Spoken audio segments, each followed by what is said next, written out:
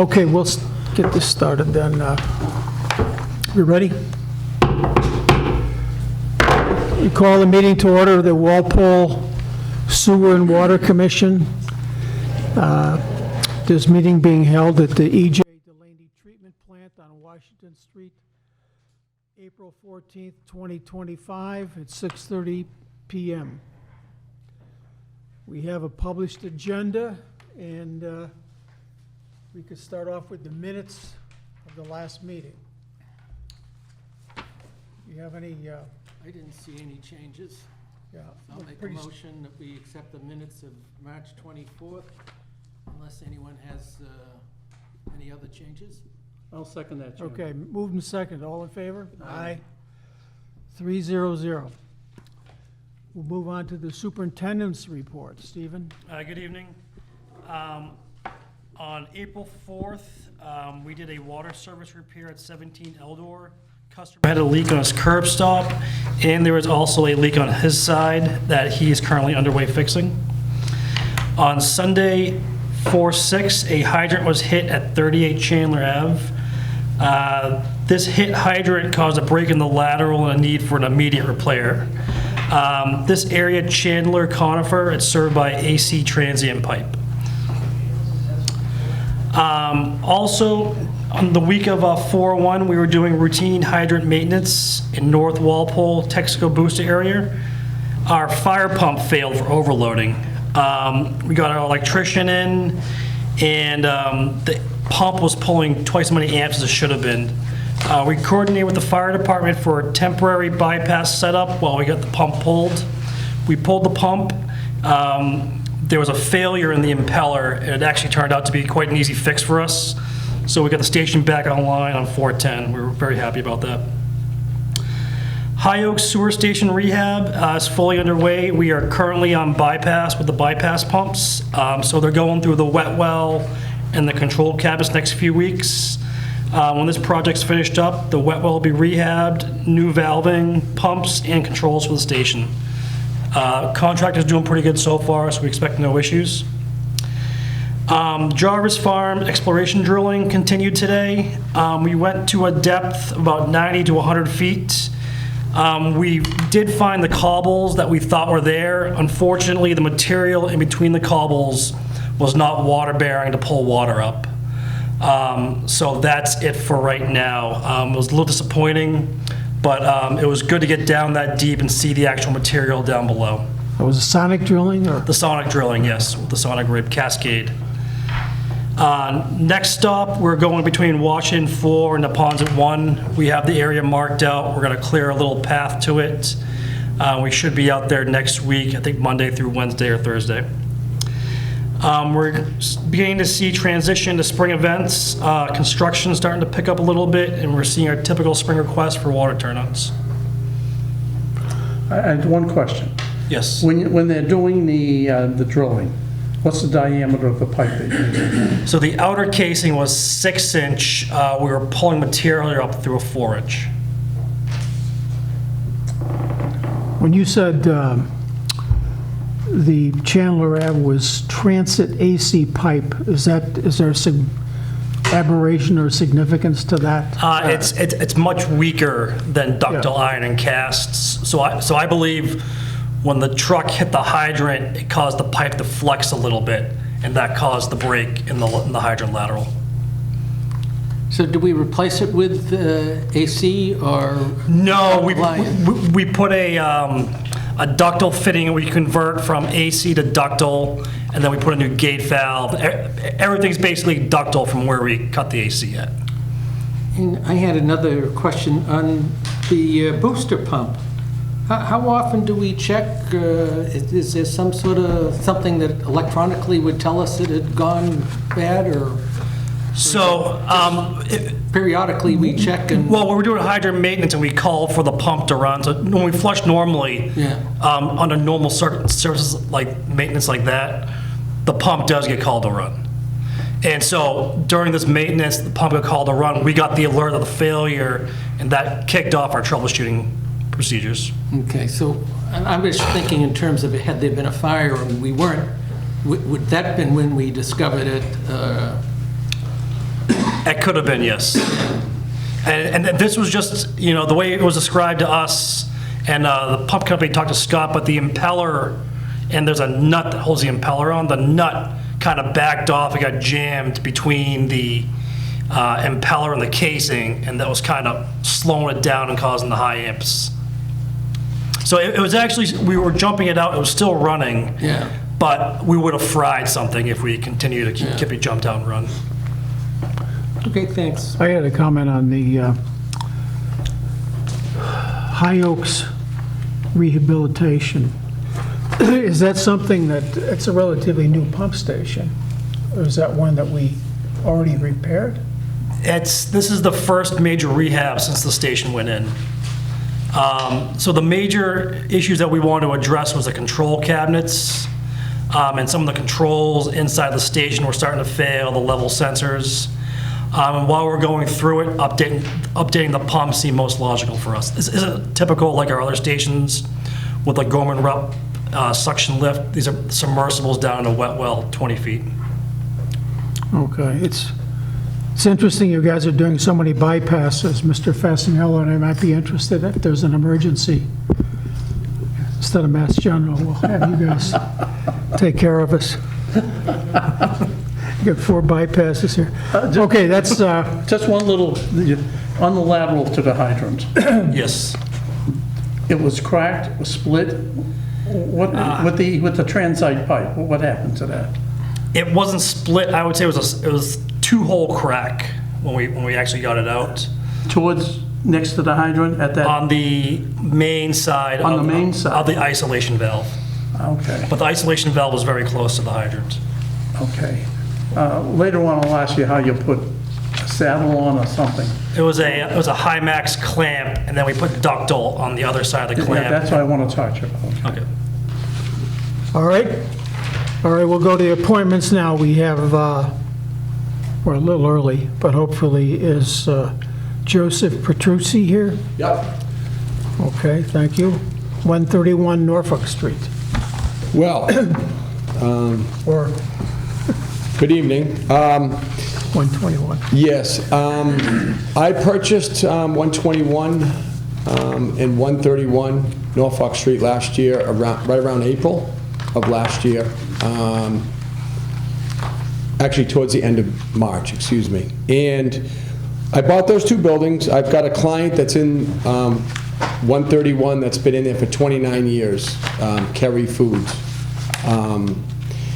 They noticed my office billing them for something that was more than double their typical, so they brought it to our attention. Since then, we had some correspondence. I believe Terry, I think Melissa in my office wrote a letter to the town just asking about some of the specifics, as they didn't want to pay that. I thought, my company, we just paid the bill, and we thought we'd talk about it later. What we recognized was we're getting billed for 111 Norfolk Street. Now, ironically, 111 is owned by Carl Swanson, who I purchased the 2 buildings from. So I'm just thinking, as I read this paperwork, trying to make sense of it, I'm thinking that we're just, maybe that there's a mix-up on all the buildings being billed to the same LLC. I brought an example from the client a year ago in '24. I've got the printout that was sent to us from the town. So that's where we sit. Okay. Is there any analysis from Derek or the staff at all on this? So we followed the usage of the meter for 121 Norfolk Street, and that meter seemed to show an increased usage, I believe, in those couple of weekends. But you're saying you believe the meter that we're billing you for is for a different location? Well, I'm confused. Legally, my lawyer, we did this transaction. I'm not quite sure the buildings, the way we've got them at 131, being where Kerry Foods is. I'm at 121, which is the construction yard behind, and then in front of that is the Brigham and Women's Care building in front. Carl still owns that building. So my only thought would be that maybe we've got the building incorrectly. from the get-go. When we purchased, we changed the LLCs, but as I read it, I'm thinking we're just getting billed for 111 also. This one also was the one that they're high reading over the Veterans Day, high reading over the Thanksgiving Day, which was kind of puzzling. Well, the puzzling thing about that is there's about 35 people that work there. Yeah. Ironically, and I actually put water lines in for a living, the reading, as you stated, was not normal, but yet nothing was rectified. So I'm trying to figure out, what transpired, that it would just fix itself. Because usually water leaks don't fix themselves. The reason, we had a problem at the Walpole Senior Center. It was one of those toilets that automatically flushes. And they had noticed it on a Friday. Someone thought, oh, somebody's still there. And when they left, and then they had a high reading. Do you have those types of toilets? Yeah. Turns out there was something wrong. They had to replace something. But it all of a sudden explained, why was it going up and down when no one was there? I fully understand that. So ironically, there's a cleaning company that's in every night. So the thought would be, for example, I filled a pool in Westwood, and it took us $900 worth of water, which is 3 tankers. Yeah. My thought is with a running, even if it was for a day Yeah. and rectified at night, I just don't see how we would Yeah. be at this point. So again, I don't know, and we would just go back to you guys. I think, Terry, we just spoke for a second. I think clarifying the addresses, because excuse me, gentlemen, I'm not sure your name, but yeah. Stephen Nunnery. So Stephen, I'm not sure, I'm using my construction building as 121. I'm using the Kerry Foods building out front as 131. And our thought is 111 is the Brigham and Women's building. Do you know if that's correct? So what we can do is we can look up in our billing for the meter numbers and match them to the actual meters in your building. That'll tell us right then which meters and which building and which one's appropriate. Yeah. Because I'm looking over the papers right now, I don't see a meter number on our daily usage or on your bill. Kind of interesting. But we have the meter numbers in our billing system, and I'll make that priority, is making sure. Yeah. Not only that, but we have your office, they says a picture of your meter. Yeah. We'll be able to match that up right away. Okay. I'm almost thinking, Stephen, the thing to do is to first clarify that the buildings are all correct, and then we can kind of, like I said, I already paid the bill, and I allowed my client to just negate it. And I figured I'd come here and have a discussion, and we can go from there. But I think if we clarify the 3 buildings, again, Carl's been there. It's kind of interesting. His dad was there 75 years ago. So I'm thinking he knows what building was what when it came to us purchasing and closing and having the correct addresses. So, You could correlate with the assessor's office too, to see Yeah. how their records read, okay. and square footage of the premises. Yep. Well, Yep. that would seem one thing to straighten out, do we have buildings with meters that we think, but it's still puzzling as to the, the high usage that then goes back to virtually nothing, and you don't have there's nothing that strikes you that... Well, it's just interesting for me that the woman that I speak with at Kerry Foods has been in that building for 29 years and has never experienced this. And again, I say this to you all, if there was a toilet running, Yeah. it would run from, let's say, when the cleaning people left at 9, Yeah. because it's actually the last thing they do is the bathrooms. So let's say they leave at 9:30, 10, it would only be until the morning at 6 o'clock when someone comes in. So, and they've been great because mainly they pay their own bills. It's a triple net, so it's important for them, and they've never had this issue in 29 years. So I thought it would be my due diligence to check it out. Maybe if we went back further to see if there's other holidays or whatever that, although I can't think of anything, but Yeah. it just looks strange. Yep. So we're going to investigate the meter numbers? Yes, we will pull the meter numbers and then compare them. We'll also probably get into 111, confirm that in billing, confirm what they have in the billing, because 121s have been changed out recently too. So we won't be able to kind of per se look at that meter, but we will be able to compare 111 and confirm that that is the right meter getting billed to that account. Okay. And, I'd like to see a plan of where these buildings are and the lines that we think where they go to. Okay. Because in the past, people who have owned some of these pieces of property have put their buildings in certain places, and they have put the water lines in very strangely. In other words, they might go to one building and then go to another building also. So I'd like to see something like that, and we'll find out what does the meter actually We should have measure. Yeah, we need to see. We should have tie cars for all these Yes. movies. Okay. All right. So I'll, Say to be continued. to be continued? Yeah, We'll make contact this We'll go week? from there. Yeah. Okay, Stephen, thank you. Thank you, everyone. Thank you, board. Thanks, Terry. No problem. Who would be his point of contact, Derek or yourself? Like the whole office has been in contact Okay. All right. off and on, right? Yeah. Fair enough. You answered the phone, right? Okay. Let's see what we got here now. So,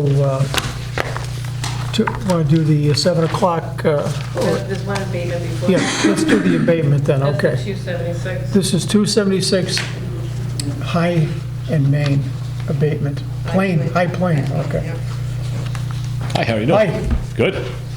Matt Foley, I'm the owner of 276 High Plain Street. How are you? Sorry, I ran out of printer ink. I was going to print out an updated email I sent Terry today on the current water usage since we had the February bill. Basically, the key issues are I called the water department when we received a bill for about $1,000. Totaling usage on that was 5,778 cubic feet for the February bill. Basically, that's about 2.5 times our average usage. When I called, we actually had our water main replaced in January 15th. And basically, Barbara said we were getting sporadic readings on your meter, so we did need to replace it. So they came out and replaced it, and when we got our bill, they basically said this was a catch-up bill. They didn't actually have the actual data. It was an estimation of how much we had used because they were getting sporadic readings. So if you have I don't know if you have the information in front of you, but I also included my previous 7 bills that I received over the past couple of years. Basically, that average since the water meter was replaced, it was January was 287 cubic feet, February was 518 cubic feet, March was 541 cubic feet, and April year to date was 224 cubic feet, which totals the past 3.5 months was 1,570 cubic feet. So essentially, that one sporadic reading, the bill that we were receiving, essentially had 2.5 or 2.7 times the amount of cubic feet reading, which was a guesstimate. When I called, they said it was a tier 4 reading because they didn't actually have the data because the meter was not working. So basically, I'm just we're requesting you to review that, hopefully lower it to what my normal average consumption is, and just not have it as inflated. So that would be the water end and the sewer. Does that make sense?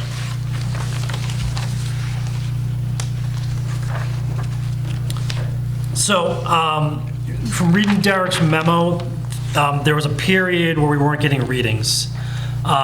So they were doing a manual estimate on the side. And the way it reads, and the way it looks is the periods they were estimating low. And then when we got in January 15th and changed the meter, we were able to get an actual meter read because we physically saw the meter. At that point, that's when we had the higher usage, as we call it, a catch-up bill. Yeah, sounds about right. So do we know, did they use the rates going back at the time? In other words, if they go back 3 years, were they using current rates, or were they using current rates for the first, then a years back use the prior years, and you know, if they go back using the rates? So at time going back to usage? Derek's memo, he states, in these cases, the office has historically prorated by adjusting these bills based on Tier 1 rates. So I believe he billed out that catch-up bill at Tier 1. When I called, he said he would change it from a Tier 4 to a Tier 1, which is still really high, right? And he said he didn't have the actual data, so he was using an Excel spreadsheet to formulate the data. Well, I'm sure Derek, you know, did his, you know, accurate as what he's got. And I'm sure that's Again, true. that's the problem we have with estimated bills, that then you get an estimate on an estimate, and then an estimate on an estimate on an estimate. And if your first one is low, you're just getting further and further away. And what I would also like to add to that, so the meter reading, since they installed the new one on January 15th, the past 3.5 months, the total cubic feet was 1,570. They billed me for 5,778. So that new meter is working correctly, and it's 1,500 cubic feet, and the one he estimated was 5,700. So that doesn't make a lot of sense to me in terms of You should also take into account, this is like the winter season months. So, you know, you're using considerably less water from outdoor watering and all that. Sure, yeah, and also our highest month in record was in August, when we also have a pool outside, and we do fill that up as well, too. So that highest rated month we had was also us filling up our pool, topping it off as well. So even that August bill is pretty high for our highest bill that we've ever paid. Because I can see on the internal notes that there were issues about the, you know, either filling the pool or topping off the pool. Yeah, we do an abatement form every year when we fill up the pool. Yeah. So that is added to our bill, which would make that August the highest estimated bill.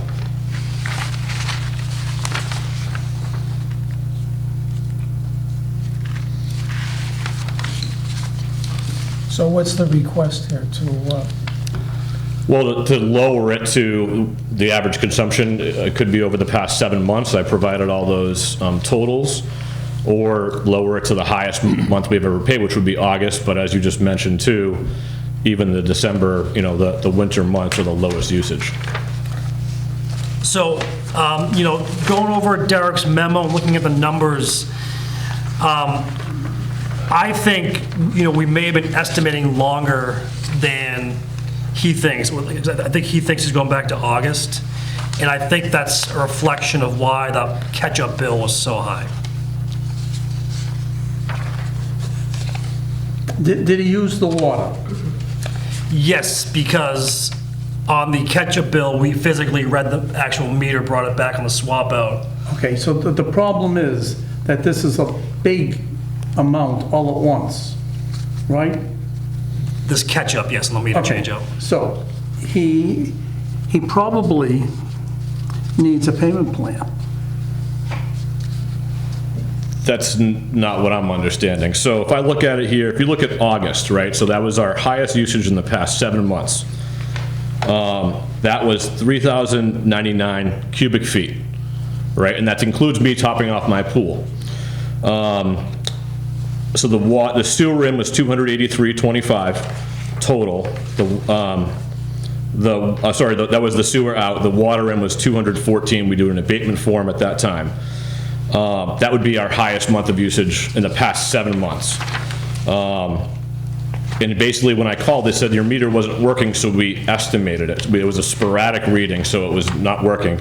And since then, it's only been 1,500 cubic feet. So I have a quick thing. So in May of '23, you called to fill your pool. Probably, yeah, May, yeah. So that, it doesn't seem reflected, though, on the usage? Probably in 2023, you're saying? Yes, right around there, you have a couple 2,000s, nothing in the 4,000s. Yeah, we get a new pool liner, so I think we had to fill the whole pool. But you know what, we did the abatement form, so I don't know if that's paid separately and that's Well- billed separately. Well, I'm just seeing in the notes that you called for a pool, but I'm just saying that that's an example where, you know, we probably didn't reflect that pool fill on those meterings. That's kind of why Sure. the catch-up is so big. What I'm puzzled about is when I look at the bill, that all the prior consumptions are all listed as A, as actuals. I don't see an estimated, Well, I think that's part of the billing process. So if the munis is calculating the estimate on their own, you get an E. right? If the office is calculating it on They their own, switch it based using on- the spreadsheet, it ends up going as an A. Okay. Why wasn't the meter red? You said there was points in time when it wasn't It red. was probably the KP reader was probably not transmitting. And how many misses were there?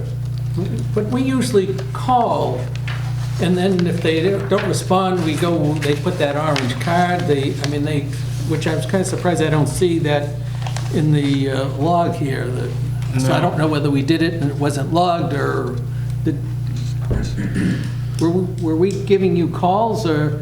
No, you called Sometimes when me we don't- once or twice about maybe leaky toilet or something like that, but I didn't. And that's the other thing that concerns me too. Like, usually we get calls if like we have a little bit extra consumption. We get no phone calls, no awareness that our water bill was going to be $1,000, and the highest it's ever been before was half of that. So we didn't get any notification at all.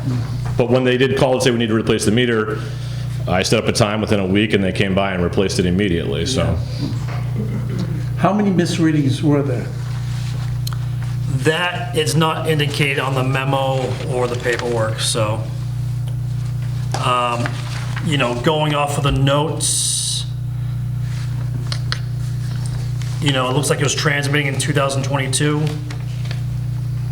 And then, we didn't notify him after that for any high usage. Does he have a new meter yet? He does as of January 15th. Yep, and that's what had mentioned. The new meter average over the past 3.5 months has been 1,570 cubic feet with the new correct meter in, which is honestly even less than we had been ever using. It's lower than the past 8 months put together. So I'm even saying I was getting overcharged for those past 8 months, or 8 bills, right? So once a quarter. Well, you have higher usage in the, typically. Certain months, yeah, right, of course, yep.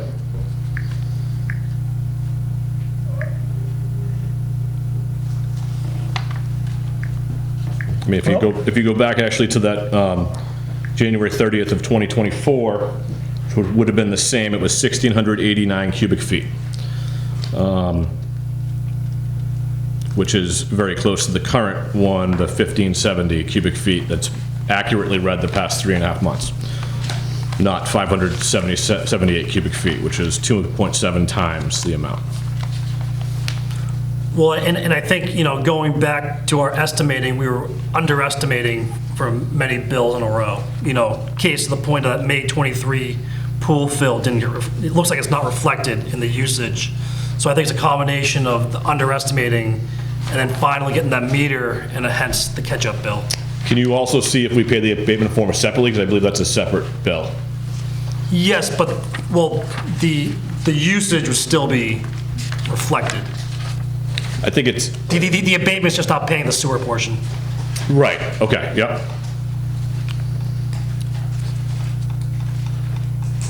I mean, what I think would be fair would be to charge me the highest you've ever charged me in the past 8 months, which would be the 3,099 cubic feet at 497.30 total. So that would be 214.05 in water and 283.25 in sewer.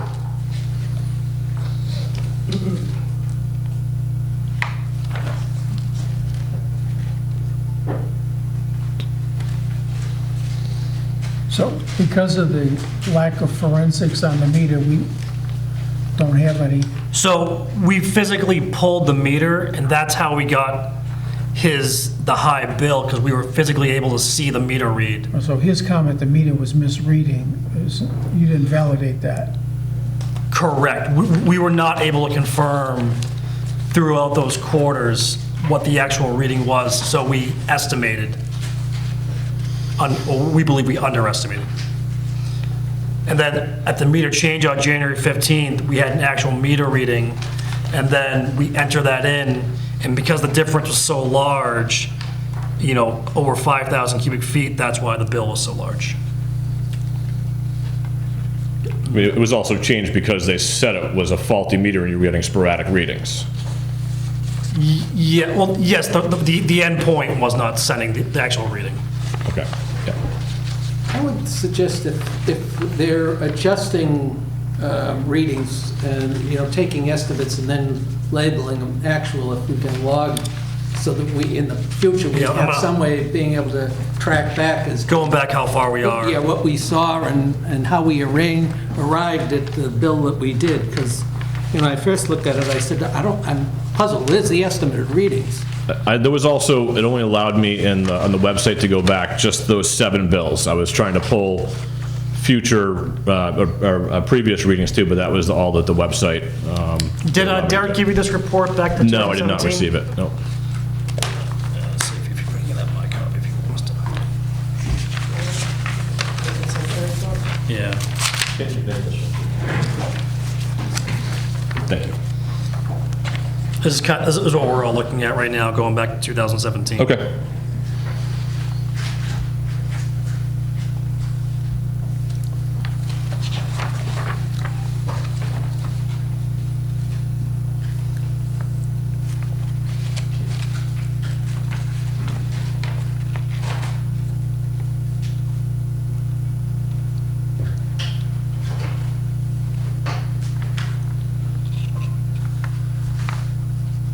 I mean, if I look at the February bills, or mid to end of January, the readings are coming in 1811 back in 2017, 995 in 2018, 2019 is 899, 2020. Yeah, I'm just looking at the usage, and you can see the bill, the July and October bill, I'm looking at 2019 or higher, then it drops back down to 1,000 something. Then the next July and October bill, again, 3,000, 3,000. Then 2021, the same pattern, 3,000, 4,000. And then the next one is 4,000 and 3,000, again, a July and October bill. And then it, when you go to 2023, we don't, I mean, there's a lot, but it's not at the pattern that I've seen in the other months. Maybe if we can do some more, I'm not sure what we have available other than what we have here, but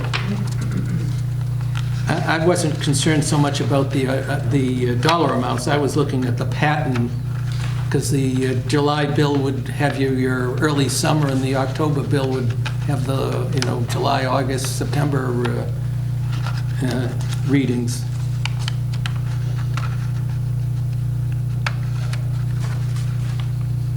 So...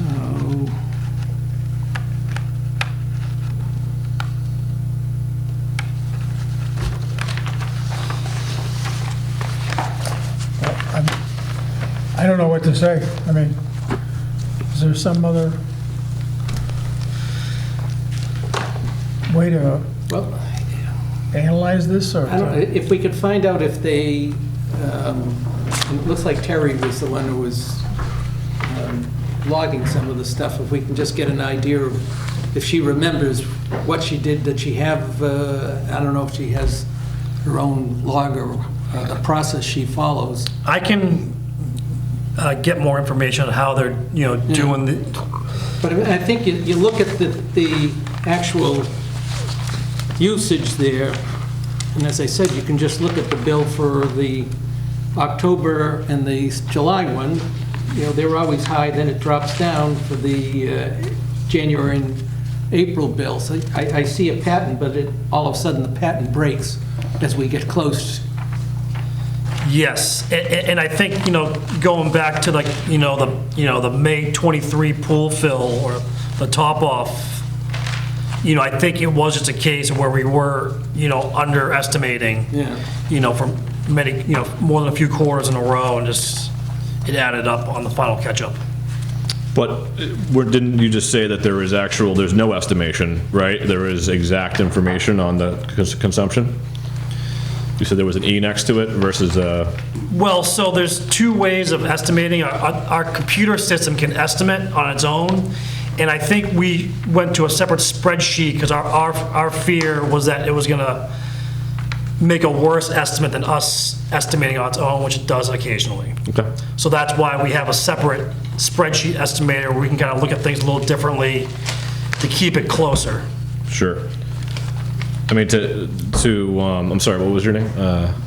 Oh, Bill. Bill, sorry. To your point, I mean, if you look at the historical, it does lower in those months. Yeah. It doesn't go up 2.7 times No, the I mean, rates. you're right. I mean, you look, all of a sudden, it's higher than it's ever been on that last bill. And even catch-up, I mean, how much is a catch-up? Right, so what does that exactly mean? What is the formula that the Excel spreadsheet spits out that say you need to pay? Well, so, I'm just going to, say, if we were estimating for 8 bills in a row, and we were underestimating, so that means those 8 estimates, we kept adding the spreadsheet's number to your usage. And then that's where we got to the number 202,981 in October of '24. And then we read your meter physically January 15th, and that difference was the 5,778. Do you understand how we kind of get that number now? I sure do.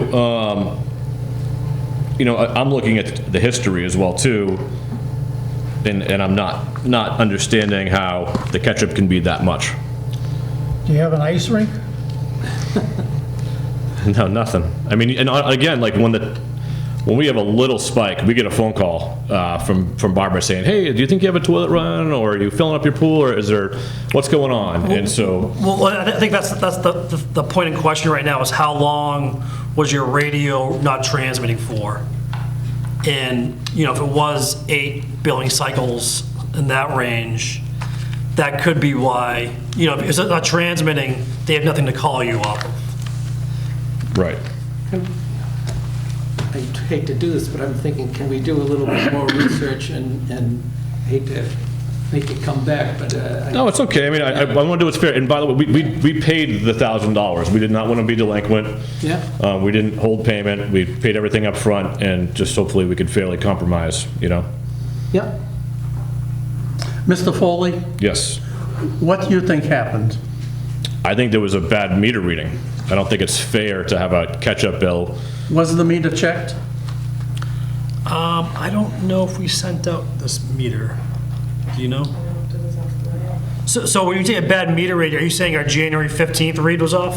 When they called to say to replace it, they said, "You have a faulty meter, and we need to come out and replace it." I said, "Okay." And I set up an appointment. They came by and put a new one in. So we still have that meter here. We can physically read it again. Okay, that'd be great. And also, too, I mean, if you look at just the past 3.5 months, that's a really, which is the meter is reading correctly today, right? Because there's a new meter on there, and we're well below, what the norm, what that 5,778 is. So there is, with the meter reading correctly, regardless of a catch-up or not, this one is reading accurately, and it's telling you it's 1570.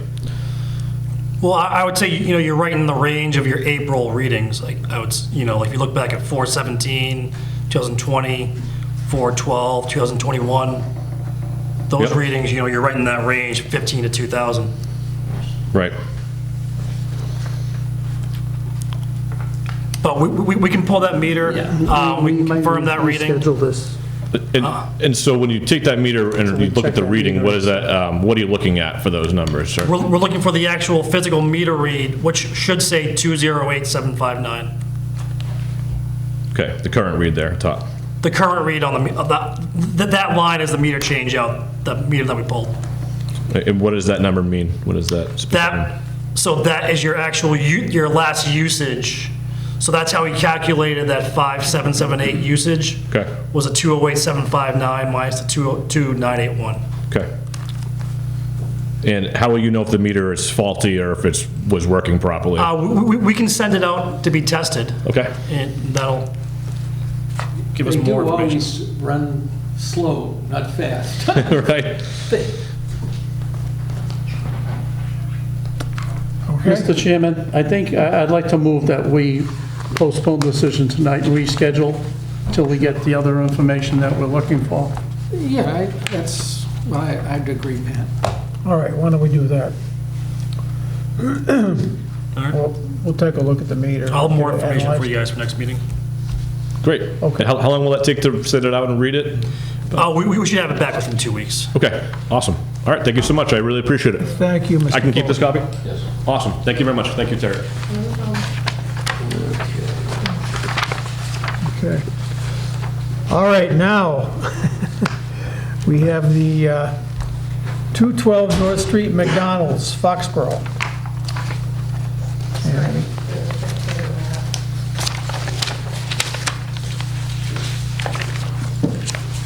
Good evening, everyone. Thank you for having us. My name is Steve Brady. I work at the law firm of attorneys Jim and Steve Brady and Associates over on Main Street here in Walpole. I represent Bill O'Brien. Bill's owned that property over at 212 North Street for 40 years. So he bought the property, he ran the country kitchen, country store, excuse me, sold the store in 2002. There's a McDonald's next door. During that time, he employed a ton of Walpole kids. That corner store was and still is a corner store for Walpole, and more specifically, South Walpole. He's on a septic system over there. And frankly, the septic system is at the end of its life. So he brought in an engineer to look at it. And the engineer looked at the whole site and saw what you see there. You should have a copy, a handout. That his land abuts wetlands. And those wetlands drain into the Neponset River, which, as you all know, flows down through here and comes past a couple of your wells. So that engineer advised Mr. O'Brien to try to see if he could tie into the sewer system. So that's why I'm here. We're trying to prevent a potential environmental incident, excuse me. So Walpole would, if they granted this, which we realize that we have to go through the MWRA and a ton of steps, would benefit environmentally. It'd cost you nothing. It would benefit you by his usage, you'd charge him for that, and you'd also receive off-site mitigation. He's totally willing to do that. He's been a great neighbor to Walpole for 40 years. He wants to continue to be a great neighbor.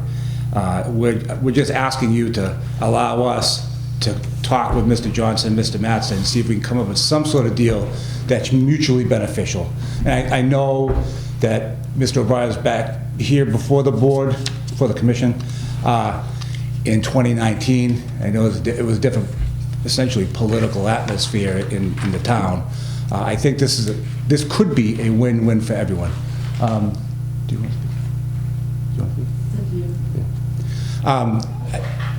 Kim was going to speak. I'm not sure if she wants to, but we would be ready to entertain any questions that the board may have. Okay. Well, I'll just have to, did you get a price for replacing the septic system? No, not yet. So I can understand why it might be easier, but without knowing that, I would think that would be something that you would find out. Well, we're looking at it, if I may, sorry, should I stand up? Yeah, my name's Richard Noonan. I'm Mr. O'Brien's son-in-law. There is a future here. Kim, his daughter, the daughters are going to take over the property. There is a future here. We're looking at the long run. We're not going anywhere. So best practice for septic and sewage is prevent any environmental issues to impact the community, to impact the property as well, is to connect to sewage. So we're willing to engage in the conversations to see if it's beneficial for both us and the town of Walpole, and also for our future, our multi-generational future. Bill and Kathy Bill started on that property in 1972, was able to work that way and buy it in 1980. We're going to continue his legacy, him and his wife Kathy's legacy, of maintaining that property as the country store. Okay, thank you. Was this done by an engineer or something? or- It's GIS. GIS. Okay. What's the big brown thing that seems to span two lines? That looks like a, I don't know, a dog bone or something, or Near where it says Washington Street? It's a chicken McNugget. This is the 212. That's the building, that's the building. That's the building. The red one is to designate the building, the property. The building's that big? No. But it covers 2 lots? Yes, that's the. Yes. The property was built on 2 lots. Okay. I added the red just to designate where the property is. What, 2 lots? Well, you can see that... Above and below the red line that what is runs it? through the chicken McNugget. Okay, so they own this 212. lot too, right here? 212 is just below the X right in here. Foxboro, and if Yeah, you this see is the the other lot. lot, It's all in doesn't have a Foxboro. number But on they it. own this lot?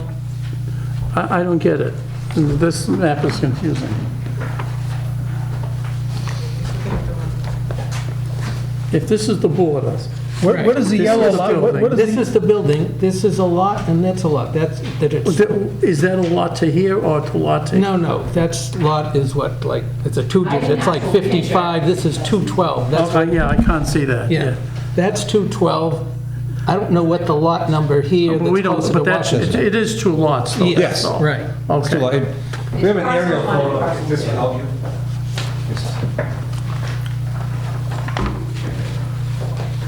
Okay.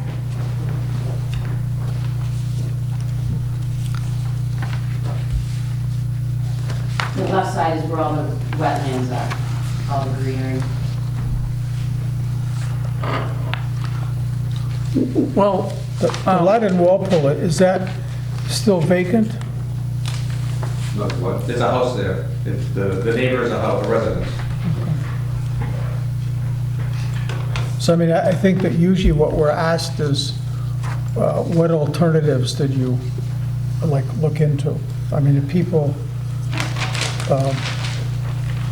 not to say the commission wouldn't listen to some kind of mitigation proposal, but ordinarily, they'd want to know that you, like in Cape Cod, there are a lot of homes that have special types of septic systems on sand dunes and different things. They're high-tech. There's a lot of high-tech septics out there that weren't around 10 years ago. I don't know, have you looked at anything like that? I mean, Well, it's a system we have, it's supposed to be state of the art. Now, a lot of times you get older, you know, it's like, the capacity is like, it's like 13,500. They're all different sewer covers, so in case there's an emergency, they can come up, and the final one is a grease trap. It's a system that was installed in 2002, so it's the modern technology from 2000. It's the original system from 2002. I tried to buy the property next door to me, which we thought we had an agreement like five different times. It's a strange situation. When I bought it, was the people who lived in the house were part of Strawberries. And then there was a 3-family right on Route 1 there, the corner of Route 1 and North Street. Used to be a 3-family. The landlord, the only reason I knew it, I was in the newspaper business, distributor and all balls on Stone Street for about 10 years. So that's how I got to know the property. But and that was my last stop. But you know, when newspapers were really big, you know, at the time. But I approached, you know, the abutter approached me to sell the property, but just we go right to the closing at the last minute, something would happen. Like the wife didn't want to do it. He had a daughter going off to college, and so I just didn't work out. To try to, I think that would be the sensible thing to do. But what it is, and the water seems to be, the faucet seems to be rising. It goes by our property down to where the post office is, you know, the little post office. So it's, it goes down there. I had, my attorney lived in a property, his name was, I don't know, he was a long time in town, he was attorney Fred Talbeck. And Fred lived in there for a number of years. And so he said, come over to be my attorney, I'm going to sell it to you. All of a sudden he died. He had one daughter, and I said, I'm already said that I'm going to, you know, my father, if you want, unless you're moving in, I'm interested in buying it. The last minute, she sold it to somebody. So, Suffice it to say, Mr. O'Brien's tried to buy that house a number of times and a couple other houses on Water Street as well. Yeah, that would be. Mr. Chairman? Sure. Yeah. You were here before, a few years ago. I remember Yes. when we talked about this, and if you remember what I said, is what my concern was. I know it helps you, and I know it helps Walpole, because your properties are going to become much more valuable with a sewer that runs to, you know, Deer Island, okay? You'll never have a problem with that. It's the Commonwealth of Massachusetts is going to make sure that works And no smell. forever, No smell. okay? So the part that's hard is, why should we do this? I mean, what do we gain from this? How does Walpole, you're all going to gain. I understand that 100%. I understand about the legacy part. Is this a trust, a family trust, Yes. LLC? KPE is my name, Kim, Page, Aaron, Trust. I See it understand. listed anywhere, that's, Yeah, my family does the same thing. So I know what you're talking about. And you, it is your future, and you'll probably keep it forever. But back to what does Walpole get out of this? What I think they get is, Tell me. what I think they get is peace of mind, knowing that something's not going to go sideways up at that address with the septic system. Well, then you have a Board of Health in Foxboro who's supposed to be checking that system, right? Right. Okay. But the best practice is to tie into a sewer system. Absolutely. So you get that peace of mind. But it's not your sewer system. I understand. And we paid a fortune for that, and we still pay, I mean, it's very expensive. I'm their representative from the town to MWRA, and it's just amazing how expensive that sewer is. But it's there for a reason. I know. So would you have, thinking about this for a second, this is forever. So there won't always be a restaurant on there. There could be anything on there in 100 years from now. But forget about that for a minute. If there's a restaurant there, the restaurants discharge into their sewer some very strange things, like grease. Right, you have grease traps, right? We have a separate, a grease, that will remain. Yeah, and that could be a detriment to our sewer system, the rest of the sewer system. Having anything, right now is no problem because it doesn't go into our sewer. But once it starts to go in there, then we have a problem. Yeah, this So- grease wouldn't be connected to. So we're developing problems here as we go along. But you're right about it being connected to our watershed, our aquifer. It appears on this map that it does go into the Ponset. The Ponset feeds parts of our aquifer, and that makes sense. You know the history, how a company, Sharon Metal Bellows, on Route 1, polluted our well field. Yes. Are you familiar with that? Yes. Same situation. They're right there. They were, I don't know, maybe 200 feet from our border. They had a septic system. They put, it was somebody that worked for them, put in some chemicals that happened to get into our system. We're still dealing with it right now. It's been 20 years, I think. So anyway, if we had given them sewer, maybe it wouldn't have happened. So that's the other part of it. So I'm torn. I'm torn between, what are you going to give us to make this? Tell me. All right, go ahead. Well, the off-site mitigation, we gladly, welcome the opportunity to sit down with Mr. Johnson and Mr. Mattson and find out something that will entice the town of Walpole. Well, Mr. Mattson's here, isn't he? Would you like to speak on this? Come on up. Commissioners, you guys are aware that there's a long-standing history with this property. I think this is probably the third time, Billy, that you've come, or at least entertained the thought of coming to this commission to connect. Speak up, Rick, it's not coming through. Along the lines of watershed protection, you're absolutely right, Patrick. That's the Neponset River that cascades right through into School Meadow Brook, right past the wells. So from an environmental aspect, it makes good sense to connect any commercial property, or residential property for that reason, along the aquifer to the septic system, to the sewer. You referenced Meadow Bellows. There are other properties in Sharon that have contamination due to failed septic systems.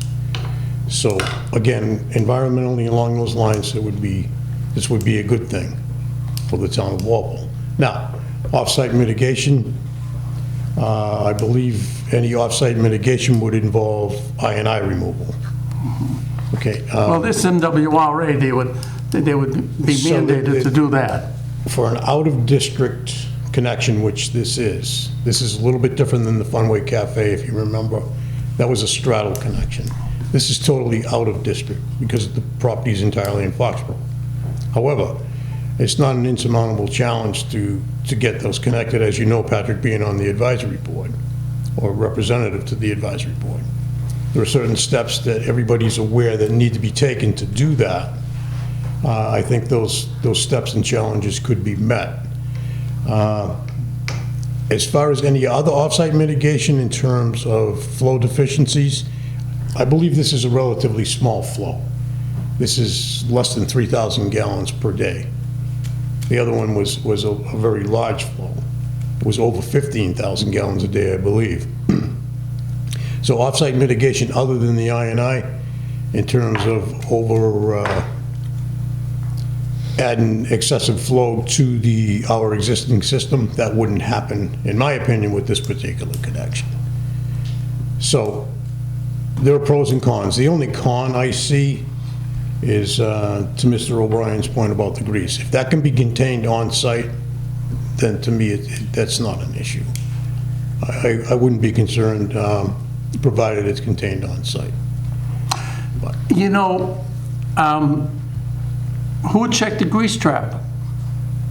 The grease trap should be checked by the town of Foxboro Health Department. Who's going to check it?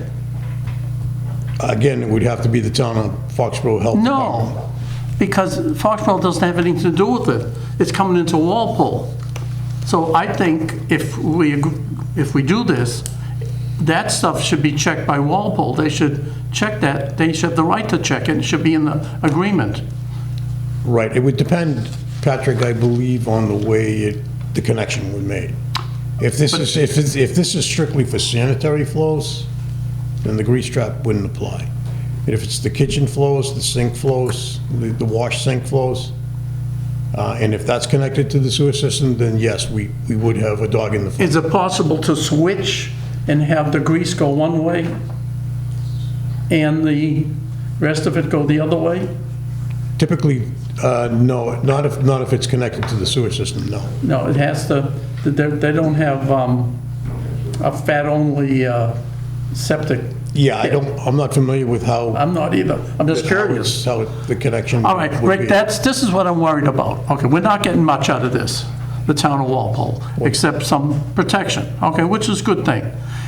But at least we should have our people come in and check the connection. And that means right to the building, what's coming out of that building, and if the grease trap is maintained, faithfully. I'd feel a lot better. So jurisdictionally, we'd have to. It's in the contract. Right, we'd have to coordinate that. All Well, right, you're right. that's a holdup for me. If you can't do that, then, No, I think you Forget could it. do that, because, again, it's similar to what you recently did with the Optima Hotel. yeah, and you told me, not you, they told me it was against the state law to do what we wanted to do, and yet, we're doing it. What was against the state? I'm not going to get into what was against the You state. don't want to get into that, no. Yeah, there's another thing here too, Pat. This isn't, we're not environmentalists. It's not our job. It's not our job to do that. We have departments and we have staff at town hall that do it. Nobody here has the credential to be making those things you're making rulings on. I mean, the other issue really is, don't, please. You have several businesses on either side of you who all are in Foxboro too, and I'm sure they'd love to hook up to sewer as well. If you set a precedent of trying to hook up all the Foxboro businesses over there to Walpole Sewer, that becomes a bigger issue. And that's why I'm asking, in my mind, something like this is possible, but don't tell me, I'm not talking about a country store, I'm talking about a prime McDonald's franchise restaurant next to Gillette Stadium, which is a gold mine business. It's a multi-million-dollar business. So if I could, Mr. Chairman, that entire corridor, Foxboro, all the way to North Attleboro, is being investigated for the installation of sewer. So it actually involves Sharon, Foxboro, Rentham, Plainville, it goes all the way back to North Attleboro. Actually, Weston and Sampson is conducting that study. Yeah, well, that could be a chance. Where are they look up. looking to, But are they looking to connect to the? It's like it's a good, I don't, MWRA, or are they looking to hit something further south? they're looking at alternatives. Because Foxboro, I mean, the stadium has their own septic sewer system or whatever. I guess I would like to, I understand, it's just over the fence, there's the sewer, that's the easy way there. I would just be interested to know, have you, and you've said you haven't, to replace the system? Because yes, it does, help out the aquifer by, not getting things into the wetlands, but a properly functioning septic system is taking water and putting it back into the ground, which is valuable. It's more desirable. So I would like to know if we're talking, it's only $1,000 different. I'd say go fix it. It's not an issue. You don't have to deal with the MWRA and the concerns that's Pat's there. Well, maybe it's hundreds of thousands of dollars or whatever to do it. In which case, then I feel differently. Yeah, I think that you would need to probably have some engineering input, and you'd have to, in my mind, I think I would want to see what the costs are of doing a high-tech or another type of septic system in where we've been told that actually conservation likes septic systems and people in North Walpole like it better than the sewer system. So it's not that necessarily a sewer is always better, and it's partly economics, but I guess we'd like to know what those alternatives are and what the economics of them are. They are for your specific situation, not just make the assumptions. Then we have a rationale, like the hotel that was done recently, and I wasn't part of that, but the town administration got a room tax, which is a very handsome economic payment on an ongoing, for the rest of the time, to make that connection, extremely valuable. So, but before you would have to make that, you might want to make the analysis. You may find that it's much more economical for you and your family to have a new septic system in there. And when you say the world has changed in the last 10 years, septic systems have changed from night and day. It's worth looking into with an engineering camera, not on the internet, but with the people from the Cape who do this for all these places that have challenged sites and see what it costs. It may not cost what you think it is, and it may cost a lot less than the mitigation with Walpole to get the hookup and all the aggravation with the MWRA. So, I mean, we're not going anywhere.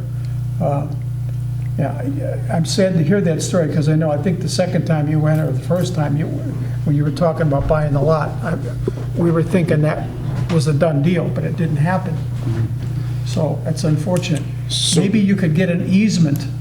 So we had another situation that's very similar to this one. Actually, it's identical to this one. Bill and Patrick, you may remember this one. It was the McMorgan's complex up in Sharon. And they had approached the board for the same exact reason, to connect to the sewer. And that was in the heart of the aquifer as well. For some reason, the project proponent abandoned that. I don't know if it came down to cost. I don't fully remember. But they had a full-on design to connect to the town of Walpole sewer system on Common Street. And like I said, for some reason, they abandoned it. So this is not, a groundbreaking. No. But I would say it's, just so you know, if we gave you this treatment, it's kind of special treatment, because there are other businesses in the plaza and on either side of you, actually, there that are, probably would like the same thing. But, I mean, you need to make the case. I don't think we need to make the case for you. You have to give us some homework and show us what the alternatives are. Mr. Chair, the replacement is estimated to be $600,000. Plus.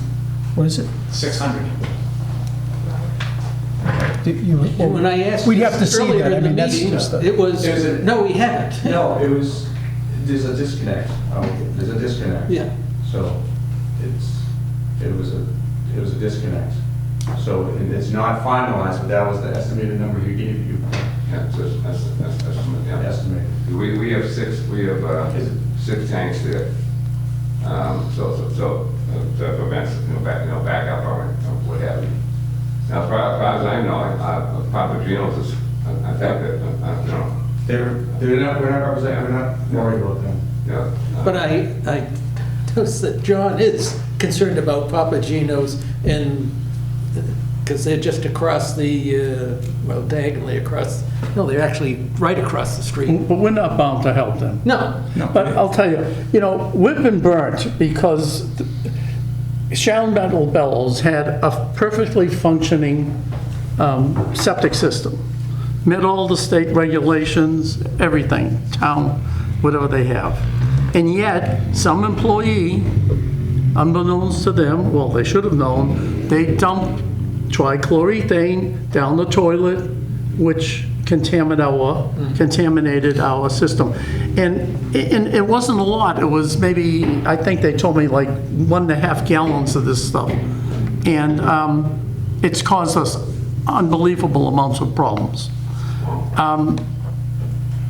I don't like septic systems right on our area.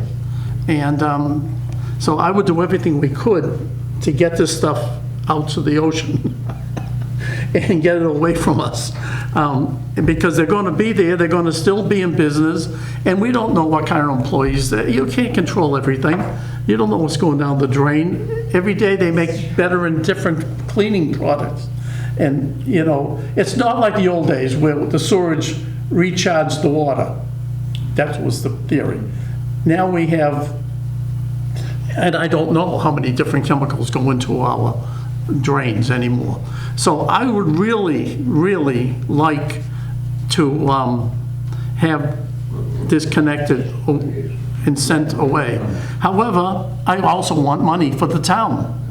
Absolutely. So that's why I'm saying maybe Walpole should be in charge of like the grease traps, so that at least that we have a charge every year to perpetuate our economy.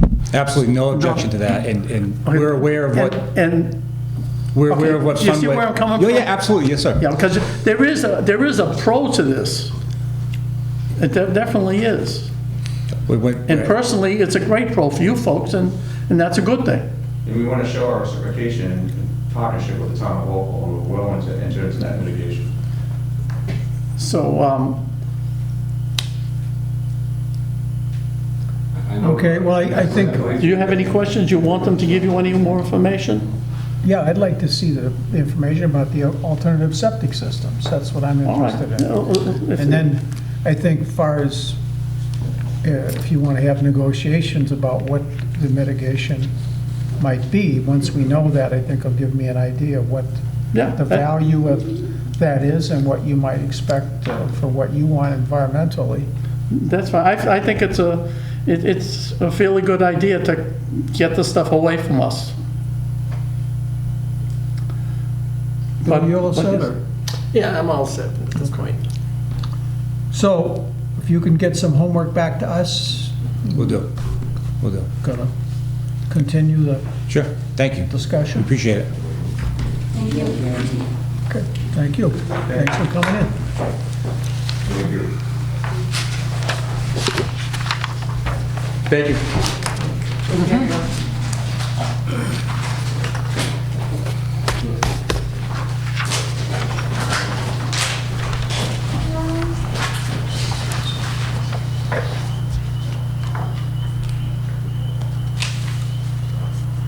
All right. Now, we have something, let's see here. Memo from the planning board, 505 South Street, site approval. This is the, I think this is the Tufts veterinary practice there. If you look at page 3, it's really just the existing parking lot site modification. The plans don't show any water sewer modifications. They're expanding the parking lot to the far side of South Street, of the property. To the what side? To the far side of the property. In the back? Away from South Street, yes. Do we have any plans and stuff for this? Yeah, that's next to your aquifer, too. And I do know going by there that it's often the parking lot is full. I can understand why they are looking to increase their parking lot. This is a new building, South Street, existing building. existing building, and... Existing parking lot, they're adding more parking. And so what are they, It doesn't show any, no water and sewer modifications. Just parking. so what they want from us? Any They comments? want to get our comments. This is sitting, this is, Wetlands, yeah. this is as close as you And can how- get practically to Yeah. our wells. All right, and that's, if they have environmental manholes on here. Yes. And they do all the things they're supposed to do. Right. It can be a benefit, and if they maintain them. That's the. I go to the town, when we were in charge of the detention basins, we made a point to tell these people they had to maintain them. Yet I see detention basins nobody's even looked at for years. Audubon. When's the last time? Okay? My wife's cousin lived near there, so that's why I know about that. But I'm sure there's others that have not been looked at. So that's a great idea, having detention basins or retention basins, but if you don't take care of them, nah. So, you know, it's wonderful that they have this parking lot here, and it can, I assume it can recharge the aquifer if it's done correctly. Just like a parking lot at Jarvis Farm would. Okay, Want to see so this? No, I've seen and noted. I don't think there's any action required on this, is there?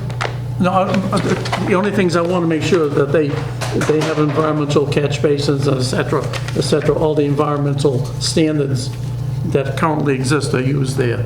Would So you want to we send don't have- something to the, I don't know how you put that to the... I believe on page 7, it states they're complying with stormwater management. Yeah, all right. policies. But, so that the water coming out is as good as the water that's there. Did the town engineer have any It said it's comments not on it? within the floodplain. Well, the issue is it's as close as practically you can get to our wells. I mean, it's right around the Well, corner. I know, but I'm just saying that isn't What's there now? reflected in Nothing? here for them to do The anything parking that he's lot talking already. about. It's still a parking lot, right? Yeah, no, I agree with the environmental, Yeah, and it's deep in there, it's on gravel parking lot, is it, or is what? no, this is a paved parking lot. Without any environmental protection? That I don't know. Probably. I, Any construction, any construction of a parking lot or anything for that matter has to comply with the MS4 Yeah, when was stormwater this management. parking lot put in, though? it's been there for a long time. I mean, Probably before they even knew about some of these things. Any modifications or any new construction have to comply with the most recent Yes. stormwater regulations. That's what I'm saying. I think this is a better idea. Right. Those are Because we strictly- don't know what was there before. Strictly enforced by Probably not something very good. conservation. There's already an existing stormwater basin, and they're piping the new parking lot into the existing. And it's protected. It's a Complies with all the stormwater. The stormwater regulations are fast approaching drinking water regulations in terms of complexity and you know, regulatory requirements. Does And again, engineering, as long as they're maintained. under DPW, make sure that happens? Say again, John? Does the engineer department of Walpole make sure that happens? Yes. Okay, that's, Yes, absolutely. It's well vetted before it's approved. because I don't think, I mean, you can't, conservationists often No. don't have the technical, Carl reviews, as does Landis, and Carl will make comments to Landis. so this is within 100-foot of the aquifer there. Yeah, that's very important that it doesn't, you know, and probably now Thank it's you. not in good condition, and it probably is, you know, a problem to our drinking water, well, or could be. why don't we send a letter to the planning board that this parking lot, this is very close to our wells, it's in Area 1, Area 2, and that we're particularly concerned that the environmental manholes are properly maintained.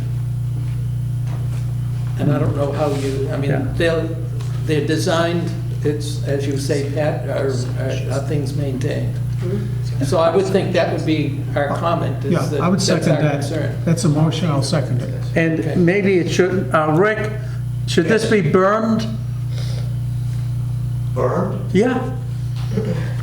On the downflow, On the back of the lot? in case.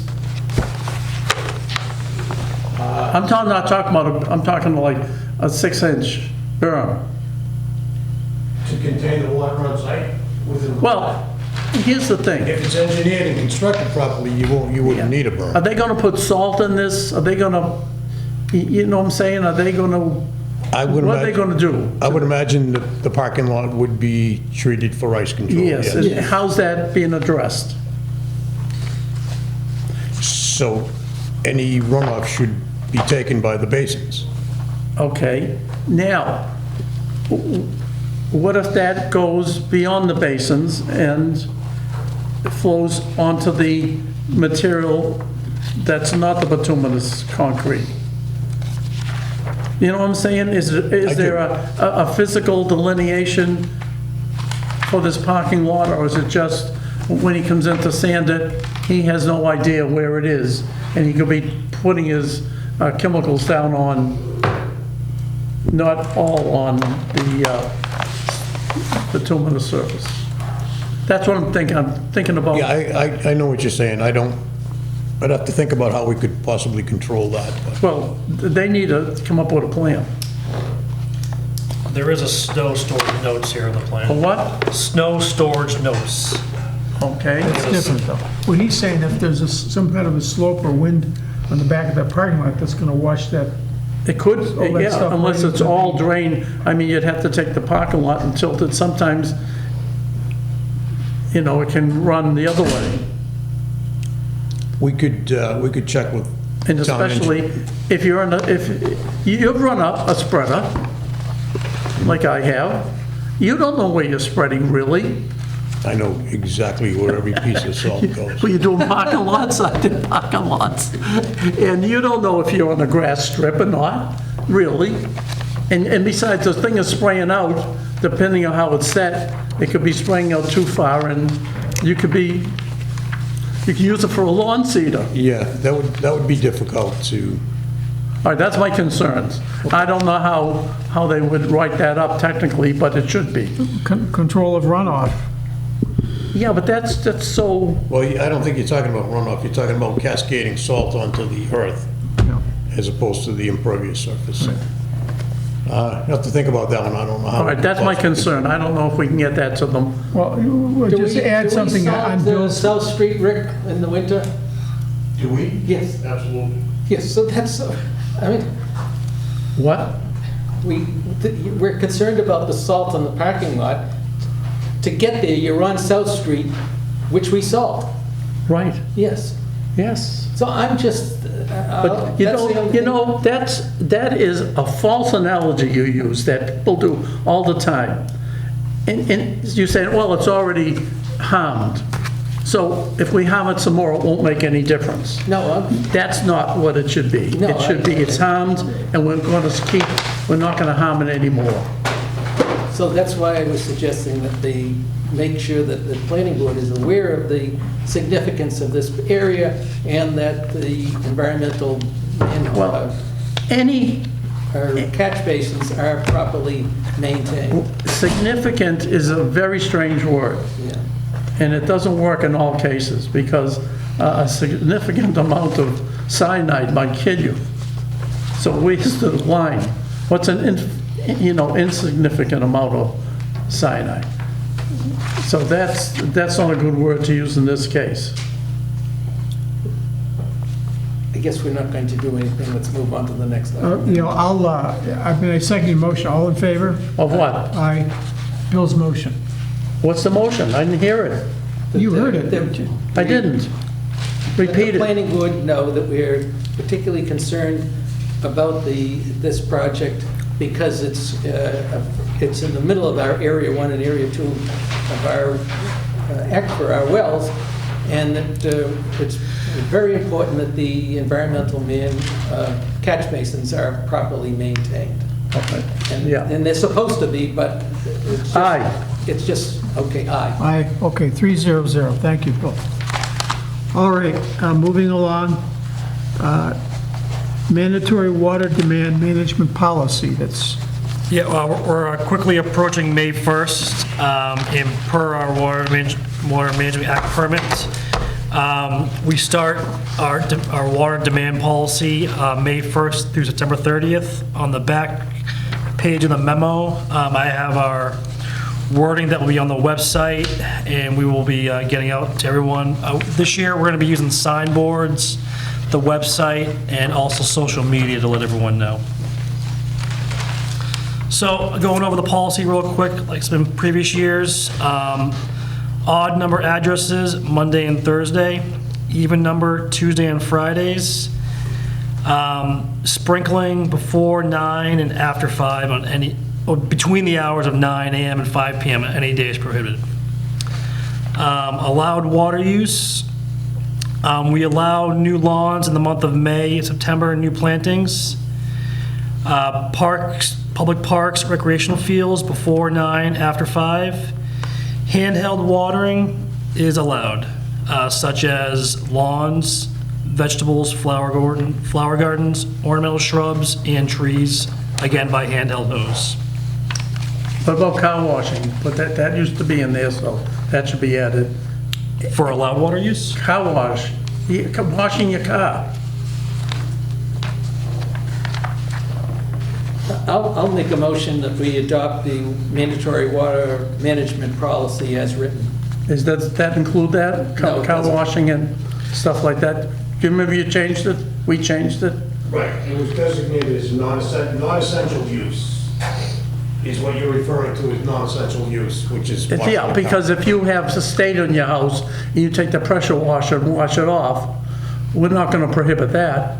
We're not going to prohibit a person from going out and washing their car as long as they have a spring-loaded Right, so. I mean, it's gonna use how So much by more? virtue of the fact that car washing is not mentioned in there, it's allowed. Yes. Okay, because people will think they can't wash their car. No, but, and to the credit of the people of the town, a lot of them call and ask. Yeah, and I understand you can't take your hose and leave it and let it run down the driveway, but, Especially with the price of water. yeah. I'll second the motion. Okay. Moved and seconded, all in favor? What? Wait a second. Aye. Aye. Okay, which one are we approving? I'd say adopting them as written. So just as a point of clarification for parks and recreational complexes and fields, they are, even though we do our best to to comply with the 9 to 5, and they are exempt.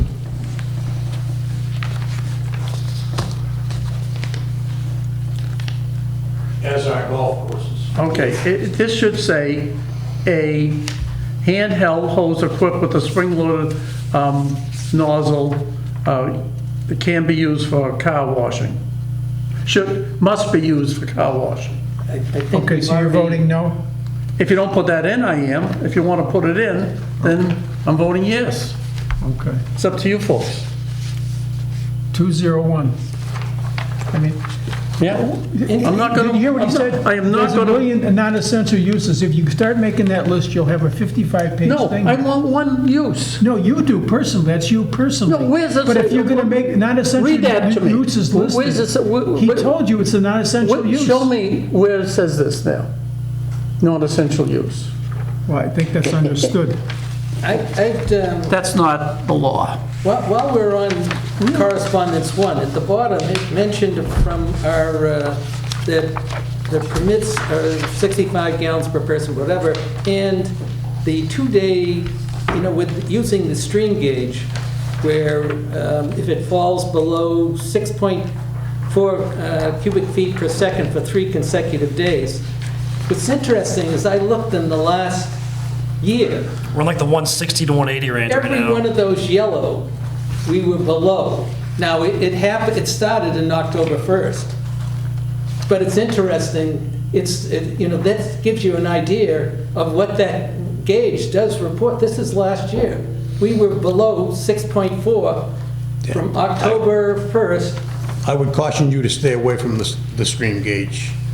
Well, it's how our permit is written. It's just, No, we have our choice, we have our choice of what? calendar or stream gauge. No, but the calendar. Yes. We used to go with the calendar, but if you are, you're supposed to, I'm just bringing up. We use that- calendar gauge, we're not gonna get into the stream No, gauge. no. There's all kinds of. Calendar gauge, what gauge are you looking at? No, calendar. You read Months. calendar. I agree with you. Look at Not- this. I'm Where's just it say, telling you- non-essential use? I'm just telling somebody, it was, No. did anybody know what 6.4 cubic feet per second? And wash your I'm dog. just telling you. Yeah. And take a It's hose not to wash something them that off. doesn't happen. Yeah, right, I If I put it, you can wash don't your get car. involved in the stream gauge thing, that's Yeah, my just wash your advice. dog. Yeah. Then, see, it shouldn't be specific here, should it?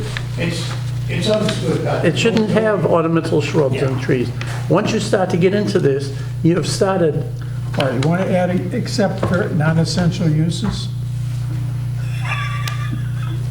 how would you write that in? I think it's actually perfect the way it's written, Of course you do. Do too. You wrote it. and I know I did. Okay, so 10 years of ago. course you did. And it's been very effective, we've not had an issue with it, and I certainly wouldn't want to get into a situation where If we you start want to look at the old regulations, washing your car was allowed. Mr. Chairman, we voted on this already. Let's move on to the next item. Okay. Okay. There's no, then we're not using, there is no prohibition from doing what you want, if this isn't in effect. Mr. Chairman, So you control bet- the meeting. We better solve it tonight, Mr. Abbott. What are you trying, you can't list all the non-essential uses, it's common sense. You can put in non-essential uses. How would you write that? I wouldn't. You wouldn't, of course you won't. I wasn't asking you. You looked at me, you said, "How would you like I looked at you, I know, but, I honestly, no, quite honestly, it's okay, it's okay the way it is. It's very effective, it's been very effective, Scott, for the how many last it years? isn't the way it used to be. No, I know. So let's bring it back to, and it was effective then, It wasn't was it? far more detailed, but we used to, Wasn't it we used to effective then? prohibit car washes It was back in the effective day. then. So, And I don't believe under that policy we're prohibiting car washes, is that correct? you know, people think it's prohibited though. Non-essential outdoor water uses Yeah, right here. allowed before 9 AM and after 5 Spring PM. now, so what, it's allowed. No. See, read in front of it. While they're going on all this, It's right here. I Read in would front of it. suggest Yes. He that holds we do equipment spring water. not change Listen, on a bill, it says ornamental shrubs and or you trees know, to make it with, look actual. There's no reason we okay? shouldn't leave it as it is. In other words, you can Even if we irrigate do lawns, yes, vegetables, and flower gardens, that's- and ornamental shrubs and or trees with We have a trouble handheld. finding It doesn't say days. car wash in there. Well, it doesn't say you can't wash Except the for car, you have to Well, say. it doesn't say you can't wash a whale. That's my have the point, ability to- because you have to make a It list. doesn't say you Patrick. can't wash your dog. You have to make a list, Patrick. Did you say a It's whale? too big of a list. I mean, I've got. Can't wash your All way. you need to do is add cars in there. When they do that, I don't know, but they've estimated it. All right. My other thing is, I would be interested, because I provided them a couple things, but one of them. There's a 5-year capital improvement You have to plan update that. and So they revenue are doing numbers that. from Bill Abbott. I'm gonna dig in this more. We're also gonna. I'm going to skip the capital plan because I want to talk about Because there's a couple. the, things, actually, revenue three numbers? things the that MWRA. they found We useful. were asked to, But this Are we skipping down to old business? Bill, what are you guys doing? Maintained. Well, I'm letting you two, We're go done. on, Pat go on for, his spring. We've been Why done don't for you get, why last don't you get back to the 3 agenda minutes. so we can finish up? The capital improvement plan. Yeah, we're gonna talk about that under the selectmen's request, because it's the same topic. So, we got the revenue numbers. Any comments on that? No. Okay. Bill? No, All right, then we got the MWRA Water Connection. Okay, this is something we have to talk about.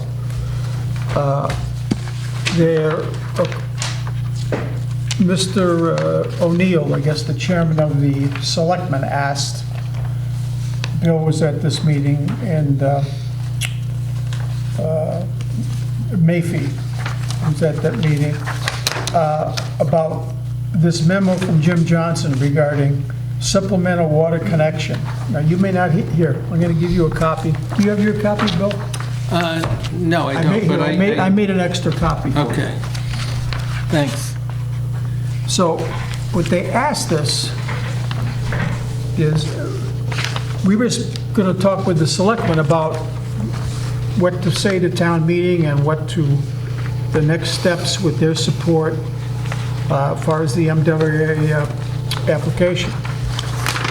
And we got this memo from Mr. Johnson talking about the fall town meeting, and he sort of nuances between the MWRA timetable of Weston and Sampson and a 5-year water, 5-year capital improvement plan. And they asked on the second page of this document, you all know the first, I guess we could tell the audience that the commission voted to have to move forward with the proposed supplemental connection off of Mylard Street that will allow the town of Walpole to access up to 1 million gallons of water per day from the MWRA via Norwood existing water system. And he's talking about the necessary votes that would have to happen to move through that process. The community needs a water improvement plan. We have to go through the DEP, et cetera, safe yield watershed system. Local water supply sources must be identified, feasibility by the community and the DEP, and a water use survey.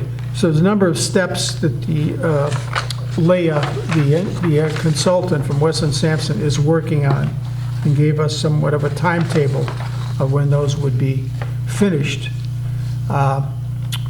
Interbasin permit, June through August of '26.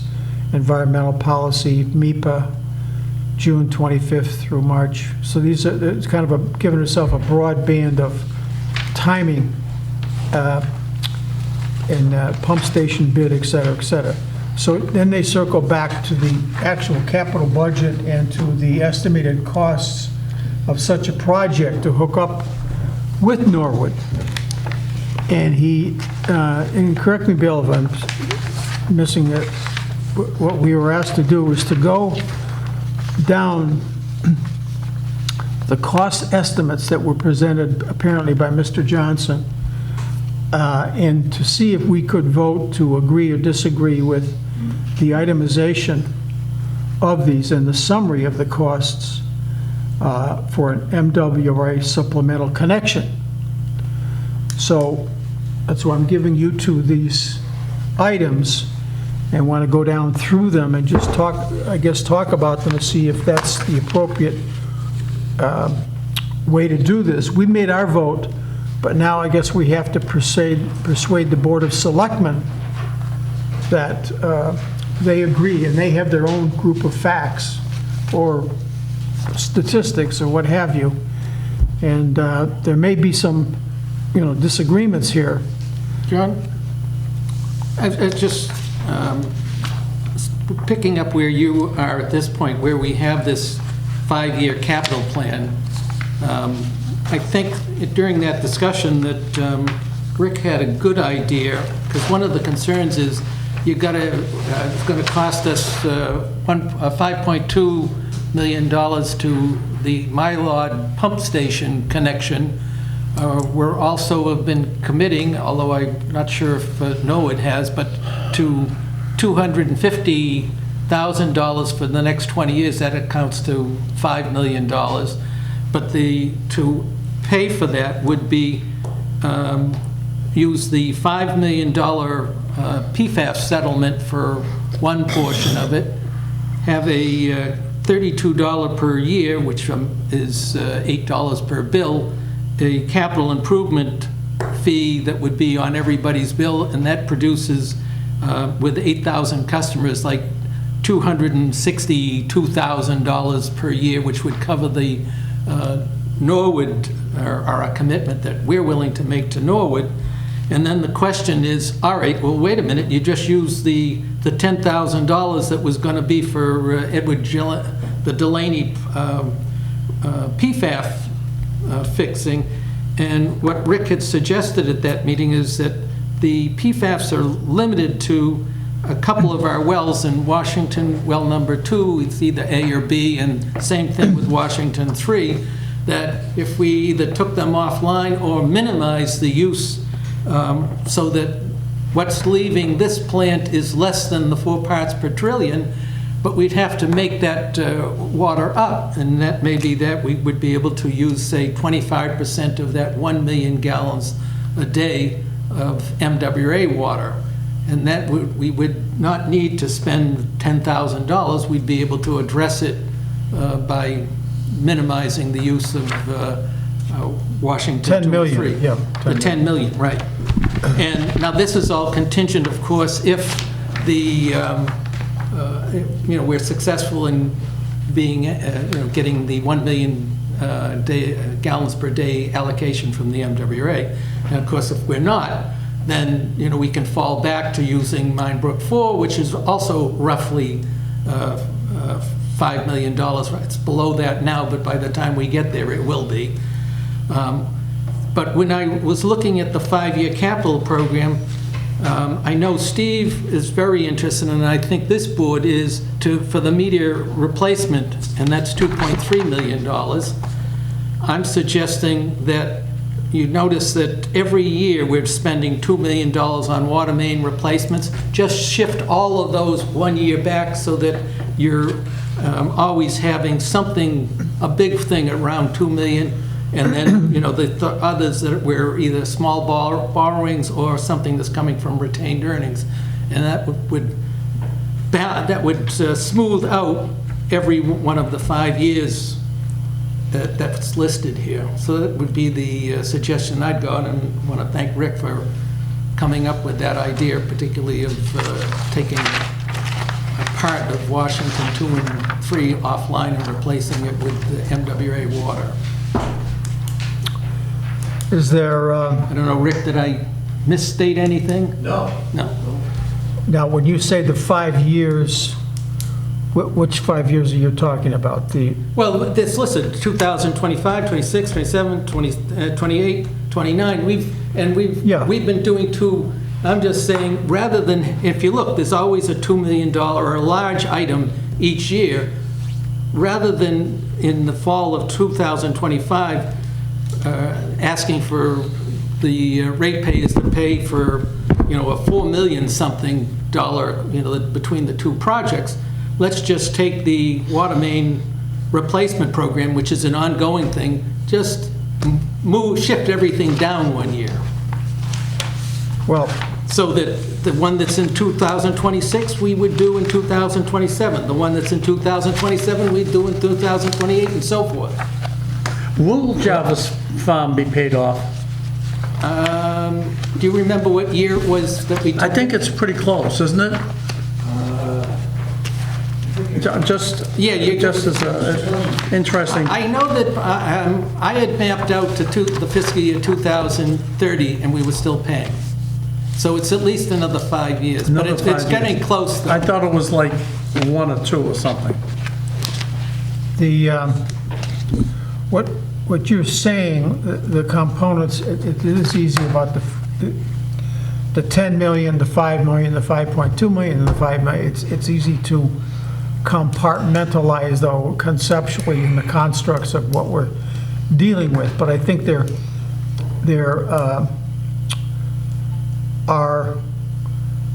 an explanatory thing to people about what the total cost is, but then what the total real cost is. I mean, it's good that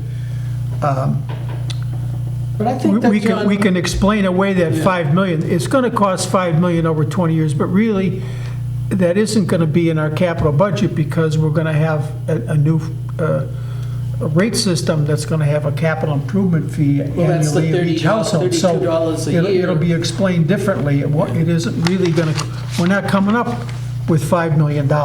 We're coming up with, households are coming up with $30. So.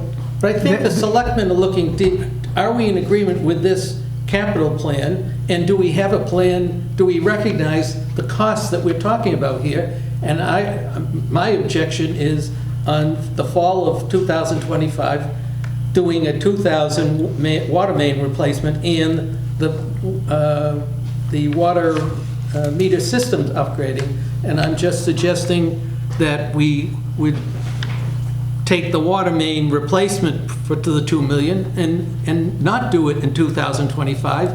And since we're doing it every year, that's why I'm saying just shift that program down 1 year. So that's another way of saying that really and the budget isn't here. I could probably try to find it, but the problem, one of the problems is the budget for the pump house itself. Right.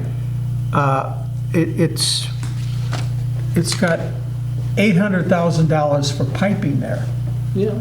And that piping, we don't need to come up with another $800,000 for piping because we already have piping in the budget. No, that was the misunderstanding. Right now, if we're not connecting to the MWRA, let's say they say, no, we're not doing any pipe replacement on Mylod Street. Is that correct? Correct. Yeah, so it's not like that we're going to be doing this anyways. No, we're not. The only reason we would be doing any pipe work in Mylod Street is because we got a pump station that we're pumping MWRA water into our system, and we need to get it from, Norwood to that pump station. And It's a semantical thing, but basically you're taking $2 million and deferring a one-time deference of pipe. We have enough pipe in the town, we replace it all in a cycle of maybe 90 years or whatever. So we're just pushing that down 1 year. And That's we're what I'm doing saying. piping and however you want to call it, we're going to be doing piping in Mylard Street. It's going to be paid for because we pushed $2 million down 1 year and then continued that program. But that, however you look at it, if you took the piping out of there, the pump station becomes like $3 million plus a $500,000 contingency. It becomes $1.5 million less. So that reduces that part of it too. I understand we want to use mitigation money to offset, but I think we've reduced the borrowing significantly in that strategy for both by per household capital improvement fee annually, no borrowing of $5 million for Norwood, and for economically constructing that Mylite pump station and using what we're going to have in the budget, either for mitigation or what have you, to offset that so that we're not impacting the ratepayers the way they would perceive it. And when you go down the list here, the way this, my objection to, I'm in favor of the whole thing, but whatever you want to call it, miscommunication about this, in my way of thinking, is that when you're looking at the water, what they're doing is they're saying, water costs so much to produce in Walpole. Well, that's the variable cost of producing water in Walpole. It's not really the production cost of water versus the cost of the water department for 1 year. Those are two different figures. There's a fixed cost and there's a variable cost. And when we're comparing that to Norwood, the fee that Norwood will charge us, plus the wheeling charge, is about approximately 6/10 of a cent. And if you do the proper calculations for Walpole, you full cost our budget over the gallonage we produce, we come out with about the same figure. It's actually almost closer to 0.5 of a cent. So there's not this thing that the town administrator, whoever says, there's a 66% increase in water. No, there's not a 66% increase in water.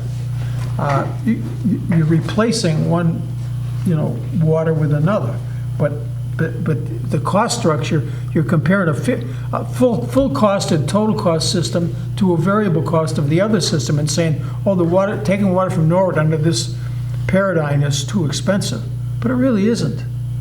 And I advocate that this isn't a penny analysis type of thing. This is the best water in the country versus not the best water in the country. This is guaranteed availability versus no guarantee for availability. This is two totally different things. You can't be doing a penny analysis on this opportunity.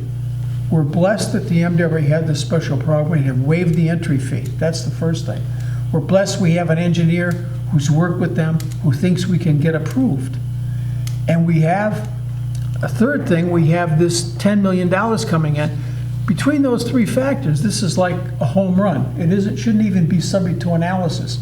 And I don't know if anybody's trying to make this look uneconomical, but I'll get my dander up if I find out they are, because as far as I know, everybody has told me they're on board with this thing. And I don't know why to confuse the public by trying to make them think that if we take water through the MWRA in Norwood, somehow that's going to cost us a fortune. It isn't. And the water is immediately available. It commingles directly into our system. So, I don't understand why he wants us to vote on these. I don't want to vote on the calculation figures because I don't believe they're properly accurate. I mean, I'm on board with the consultant, with the process, with the things that we presented and voted on. But I don't know. So is the question, Mr. Chairman, is the question the cost comparison between 1 million gallons of MWRA water and 1 million gallons of Walpole water? Yeah. So I think That's an that's a sub-analysis of another question. It's, when somebody takes that and says, the water is gonna cost 66% more, that's scaring the bejesus out of our water customers. No one's gonna vote for that if somebody tells them the water's gonna go up 66% and a half. Could I just say something just right here now? We would never charge them, this would be funded by a borrowing scheme, wouldn't it? No, Right, so why is this? That's why it makes it cost so much. That's why you don't want to borrow all this money. The whole problem with this is But the it's people not- at Town Hall want to borrow everything. And we come up with a way, we don't have to be borrowing that much. All right, if you read what he says, though, it's 66% increase in their water bill, Yeah, right? But that would never happen. that's not a proper calculation. That's a so. misrepresentation. If I could, that was based on the assumption, to the chair's point, that everything would be borrowed. Okay, I believe. Yeah. Now, But it was The also issue- based the issue on was- the if issue we were was going this, to if I use a could. million gallons of water from MWRA every day, and I'm saying you don't have to. I outlined a thing where you wouldn't use it, and so I think, quite honestly, some of the concern is the reluctancy of the commission to either properly set the rate as to where it should be, or to put additional charges on to cover these capital costs. I think that's the question, and I think that's one of the No, the concerns. commission is doing due diligence. That's what we're doing. Okay. However, if we were to proceed with the MWRA connection, which I believe a supplemental connection, in my opinion, is a great thing, okay? All people are asking is, how are you going to fund it? And I think the chair came up with some options that he had. The 500,000, is he going to put a per bill charge on to everybody? Well, whether it's a per bill charge or it's in the rate, it's still coming out of the ratepayer's pocket. Okay? So, you have to fund Steve's and Scott's request for the water meter system upgrade. That's absolutely essential and critical. And I understand what Bill is saying about foregoing the $2 million. So you take that $2 million that would have been used for water main replacement and put it toward the pump station or the meter system, I believe is what Bill is saying. yep. So that $2 million comes off. It's just shifted to the 2.375 for the water meters. So he's bumping it down. So that $2 million comes off the table. Everything else is absolutely essential. Now, back to the cost per gallon of MWRA water to the town of Walpole water, I do not believe, with all due respect, Mr. Chairman, that they're even close. That the what? They're even close to one another, even with full cost accounting. Well, Steve, here's the logic. I'm not debating you. You have the expertise, so I'm just reacting to.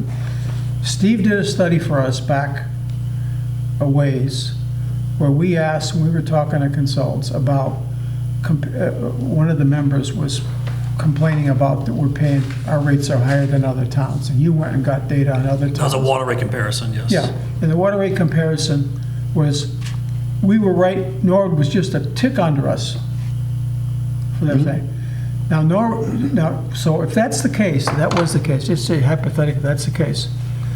And the administrator of Norwood says that they charge us the wholesale rate plus 20%, which is always, the 20% markup is always less than they mark up the water to their own residents. Correct. So if that's the case, they will always be charging us less than they're charging the residents for water in Norwood. I don't think the residents are paying the MWRA. There's a markup with their, their distribution crew, their water tank maintenance, their pump station maintenance. They're not? Who's paying it? The Norwood ratepayers are. Well, that's what, so you're saying they're not paying their water bill? They You're saying their are. water bill's unbundled? Well, I'm not sure how their fees are structured down there. I think they may have a supplement from general taxation as well. Yeah. But everybody... But the point, I mean, when we're talking, I mean, you make the point, Rick, which is excellent to people when they complain about water bills. People go to Stop and Shop every day and they buy gallons of water for $1.25. When the water they run out of their tap costs them a fraction of a penny, it costs 100th. Exactly. So it's like, really? I mean, what are you complaining about? So when we're And arguing it's about delivered. a hundredth of a penny here between Norwood and Walpole, what are we talking about? I mean, it's nothing. It's not even worth, that's what I'm saying. But the way someone writes it up, your bill's gonna go up 66.39%. Oh my God. You know, people, no one's gonna vote for this. If all those capital improvements that were on that list were provided for, I do believe that that number is accurate. See, I would disagree in that number, it was expecting that we were going to be using 1 million gallons a day. Right. And I'm saying, there's no way we should be able to do it because we produce water, and you've got to break the distribution cost from the production cost. Our production costs compared to the MWRA, because they in effect are producing water. Whether, when you compare it, ours is cheaper, and the MWRA in fact wants us to use 100% of our, we could not take another 1 million gallons a day, we wouldn't know where to put it. So this past month, our daily average demand was what, 1.9, Scott? Yeah. So I'm just saying, the thing that I spoke of earlier on in this conversation, the way you would use it, that we in fact, I would be opposed to us building this infrastructure, never using it. And I would oppose it if we're using and taking 1 million gallons a day just because we could and lowering our costs, our production, because that's cheaper. I mean, it doesn't make any sense with it. And I like the idea because we do have to address PFAS of using the MWRA so that we can take care of the wells that are causing the problem by just lowering their use or taking them offline. So we see that these groundwater wells over a period of years, and Scott and Steve can attest to this, over a period of years, they fail. It's a geologic formation. If it's pumped, it's eventually going to plug and needs to be replaced, hence the satellite wells that these guys are currently exploring. The other option is Mine Brook 4. These are all the things that through the MEPA process that Water Resource Commission, DCR, they want us to exhaust every available option before they give the blessing to connect to the MWRA, and I understand that. And that, we're doing that. Well, but you should add in there, Rick, to be fair, that we have a stress basin.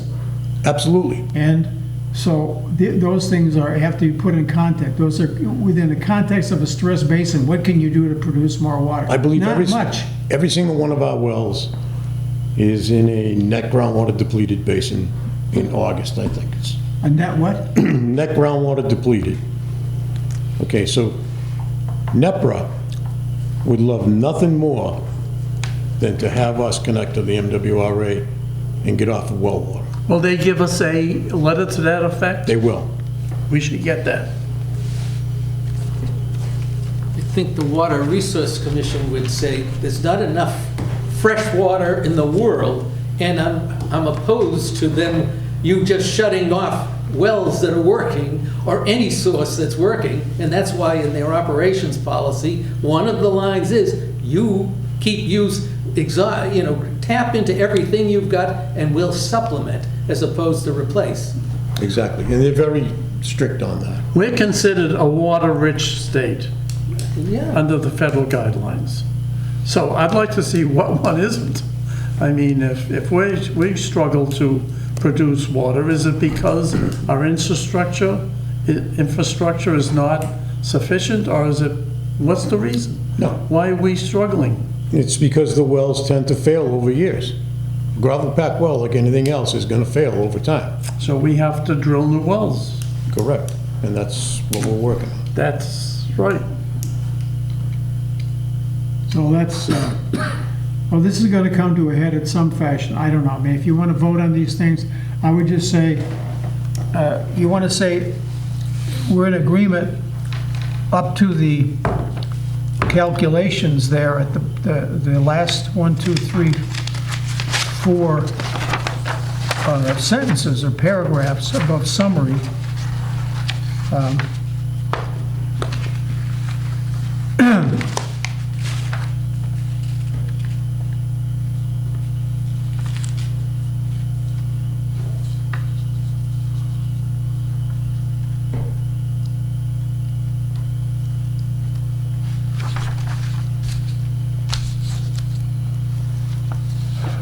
So I think that we were looking for prioritization of the capital plan too, right? Yeah. And I would go with taking the very first one, water main replacement for $2 million. And if you note, every year we're doing it, Yeah. shift them all down one. Okay, that's a good, that's the one we've been thinking about. That's good. That's a good recommendation. And then, And I think that people are going to be concerned with the items that are listed as spring 2027, the MWRA pump station and the PFAS. And I explained how I would, how that could be addressed. what pump station is this for improvements? That's the Mylod one that, Well, they can't have that in there. It won't be No, you're talking online. about fall 2025? no, No, no, it's- I'm looking spring 2000. 2025. Oh, the satellite? No. No, Pump which- station improvements are just general. Yeah, it's only $150,000. That's it's not a, Those are general improvements, Yeah. Steve? Yes, there's, we have roofs, doors, pumps. A lot of our parts are reaching the end of life cycle that we need to upgrade. Did we vote on satellite well design? No, you haven't voted yet. those are addressing the satellite well for Washington 5 and Washington 6. Washington 6. Yeah. We've already, had the driller out there, they've said it'll go here, and the other one will go, right next to them. But they're gonna have to give us a report or some executive summary of what, before we vote it. So right now, we are in the beginning stages of design, I believe to like 30, 40%, just so we can get a firm number for this fall town meeting. But we do have the pumping exploration reports, which we can, I thought I already provided them, but we can provide again. I saw them do the exploration and saw that they went here. No, that's not a good spot. Over here. Okay, yeah, this is where we will put the supplemental well. They went to Washington 6, same sort of thing. We know the spot, and as Steve says, now you just have to design so you know, okay, on the Washington 6, are you going to have to move the chain link fence at a minimum? So they've identified 2 locations that they could put in satellite wells, in a nutshell. 5 and 6? Yes. And what are the wells that if the Mylide thing happened to go through, we wanted to use water and sidestep the PFAS issue, what wells would you? 2A and 3B, I don't know which one. It's a mixture of the Washington 2s and 3s. 2 and 3s, yeah. We'd have to crank down some pumping, we'd have to increase the pumping in others to kind of change the blend a little bit. Do you think that's doable? Yes. With a supplemental MWRA water, yes. Yeah, that's why I'm saying I would agree with, I don't think that we should say, yes, we intend to use 1 million gallons every day. No. And I'm saying, no, you don't build it and never use it. Here was mapping out a plan where we can replace the water that's causing us a PFAS problem with a portion of the MWRA, and it may be just 25% of that, when we would use it, certainly during the, peak season, we would use that, and probably during the, winter, we wouldn't. But I would make that a major thesis, because I would like Norwood to think that we're going to use a decent amount of water once we get it set up and they see we're not using much water, I think that'll be, and we can do it in the negotiation, is to have a reduction in wheeling based on volume. So if we're using a minimum, yeah, 20% is fine, but as we move up the ladder for particular purposes, whatever it So is. declining block. A declining rate, down between 10 and 20%, but move towards 10 as we get, if we have to use more volume, it'd be more economical. I think they would go for that, because otherwise, they're missing, it's a free good to them. Well, keep in mind, whether we use 25% or 100% of it, that we're paying them, or we're telling them that we will pay $250,000 for the next 20 years.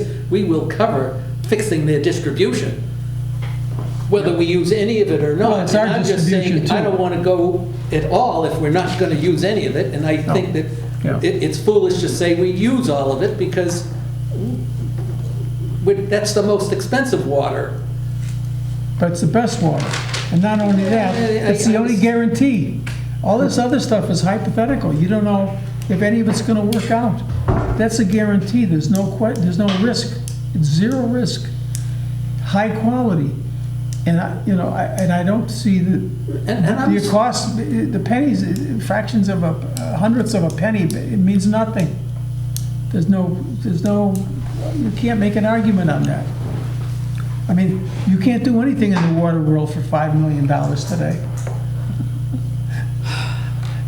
So I think we've done a good job of getting this reduced down. Do we like the idea of taking fall 2025 water main replacement program for $2 million, strike that, and we're just moving them all down 1 year? Are you moving that? Yeah. Yes, I'm moving that. Okay, I second it. All right, good. Moving second. All in favor? Aye. 300. That's a good one. Okay. Hey, UV, is that in place yet? At the Willis plant, no. We are looking at a couple different options for upcoming pilots. Okay, I don't want to interrupt it. I'll talk to you later. Okay. Do we want to go up? How far do you want to go down on this, Rick? I would like at least the fall of 2025. I mean, Okay. Anybody have any other questions about the 25 then? I'm agreeable with everything once we've moved the $2 million down. Yeah, okay, we just voted to do that. So. Right, so I'm okay with everything else, the... Storage tank. Yeah. I mean, those are things that we've been planning, and on most of every 5-year plan, the further out you get, the fuzzier it is. But when I look at it, I said, yeah, I think this is a good plan, knowing full well that I would not bet any money that the 3 items in the fall of 2029 are exactly what we'll end up doing. Something will come up. exactly. So the critical years are 25, 26, and 27. Right. And we've explained, or at least I've explained, how I can get there.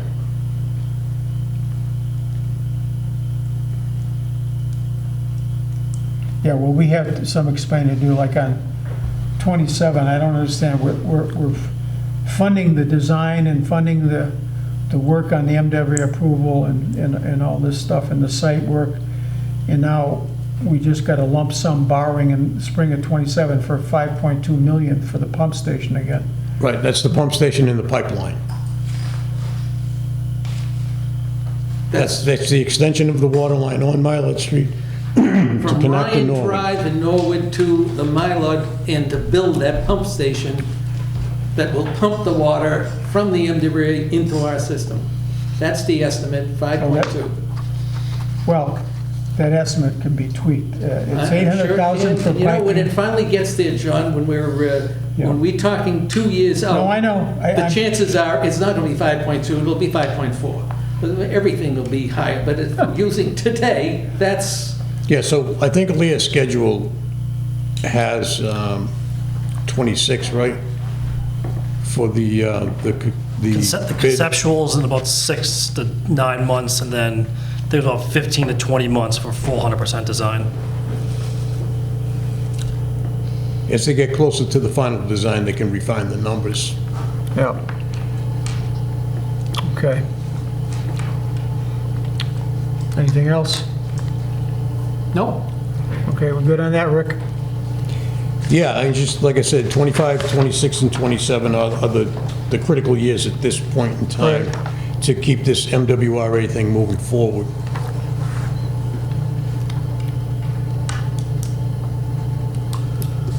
Okay. And why don't we vote that the cost estimate, we're agreeable to the calendar in the Johnson memo and the necessary timeline. I would just say the timeline. Because I have questions about how that was arrived at, because just one of them said we were going to use 100% of the MWRA, and we're just not. We're not going to do that. And and Steve and I were working on the actual cost of, what it costs us to put water into the distribution system. And so that number that's in there needs to be adjusted. But in the end, it's still cheaper for us to produce water. And you're right, Sean, the wells will have problems with them down the road, and the MWRA is a guarantee, but we're going to continue to use, while we can, our wells. Oh, absolutely. Yeah. I don't care, how fast we turn the spigot on once we have it, because then we have our insurance policy. We need to give our staff the ability to save our wells and to manage them and get the best results. Yeah. We have the flexibility, we have the guarantees, we have the quality. That's what we're here for. All right? Good? I think so. All right, so Move on to the next item. let's see, what the heck is that now? Let me find my agenda. Okay, so Jarvis Farm, there's nothing on Jarvis Farm. There is nothing on Jarvis Farm. What's the situation with the parking lot? There is no situation right now. Why not? Because the board hasn't given any instructions on the parking lot. Why, we told you, yes, we have. What do you mean we have to give you instructions? Well, we did the survey. Okay, We've talked about different locations, ideas, yeah. but there hasn't been a consensus on. We know where it's going to go? Correct. Could you kindly give us a report on what has happened, what is done, what we know, and what needs to be done? Would you do that for us? So a report on where we stand and where we need to go. Right. In other words, if you know where it's going to go, you know how many cubic feet it is. And most likely stormwater remediation too, right? That's what I'm thinking of, cubic feet, of how much of that's going to be, and how big this is, and everything you know about it, we should have it down so we can start to go through this and get this done. Otherwise, it just sits here for the last 7 years. Are we talking about the parking lot? Yes. There are currently no plans to construct a parking lot. We're going to get a report, don't worry. There's your report. What? There's your report, I just gave it to you. What is it? There are currently no plans to construct a parking lot. Well, we're going to leave it as a catch basin for all these leaking cars? That's completely irrational. There's no funding source, Patrick, to construct a parking lot. But we have plans, don't we? At least? We have a We survey. just did a survey, didn't we? We have a survey. Where'd we get those funds? That came out of your budget. Right. Okay, so we need to know exactly where we stand, how much it's going to cost us. And so that's not a report you gave us. Okay, That's, so that we can do. We can get you an estimate to construct a parking lot up there. but I need to know also where it's going to go, how big it is, what are the appurtenances on it. Yeah, we had, the thing that I think you're making reference to is a preliminary sketch that the engineering department did a few years back. Yes, we need to get that, we need to get this all information in some kind of orderly fashion. We can put that together. That'll be great.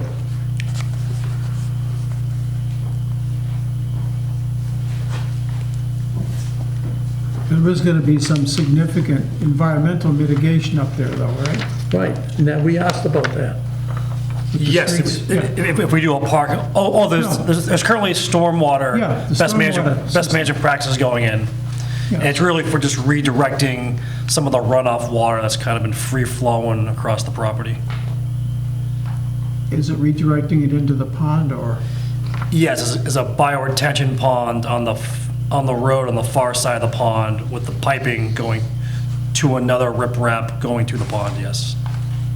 So it gets to the pond, it's been filtered, or? Yes, it's gonna be caught in the bioretention pond and then through drainage pipe to the pond, yes. Right. So that's good. Okay. Bill, you have anything else? Yeah, I&I, it's on here. Meter to Okay, cash well, report. Pardeep isn't here. We Go don't ahead. have that, but I do have something about I&I. All right. I&I stands for inflow and infiltration mitigation. Inflow and infiltration is the water that's entered into the sewer system, not through your drains, but by people putting illegal connections in as inflow. Infiltration is where the earth itself adds water because of if there are cracks or problems with the sewer. Yeah. The 4-to-1 mitigation ratio that we had is based on a DEP standard for projects generating more than 15,000 gallons a day of new wastewater flow. MWRA follows DEP's guidance and defers to this requirement, which is implemented at the community level. The justification now for a 4-to-1 ratio is twofold. First, to ensure that wastewater flows are effectively offset, and second, to improve the overall capacity and performance of the system. The inflow and infiltration removal isn't an exact science.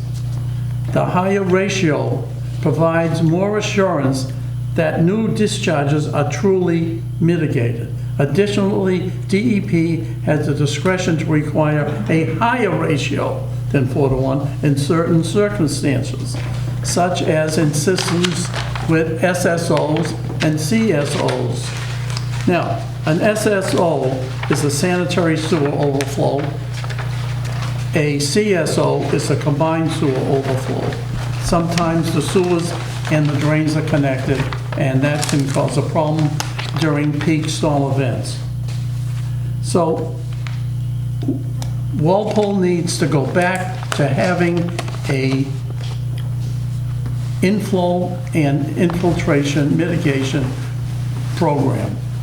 And it should be paid for by the people who are proposing projects that connect to our sewer system. And we'll talk more about this at the rate hearing, because that's when we need to address this officially. Okay. I'll make a motion to adjourn. Okay. Move and second. All in favor? Aye. 300. Thank you.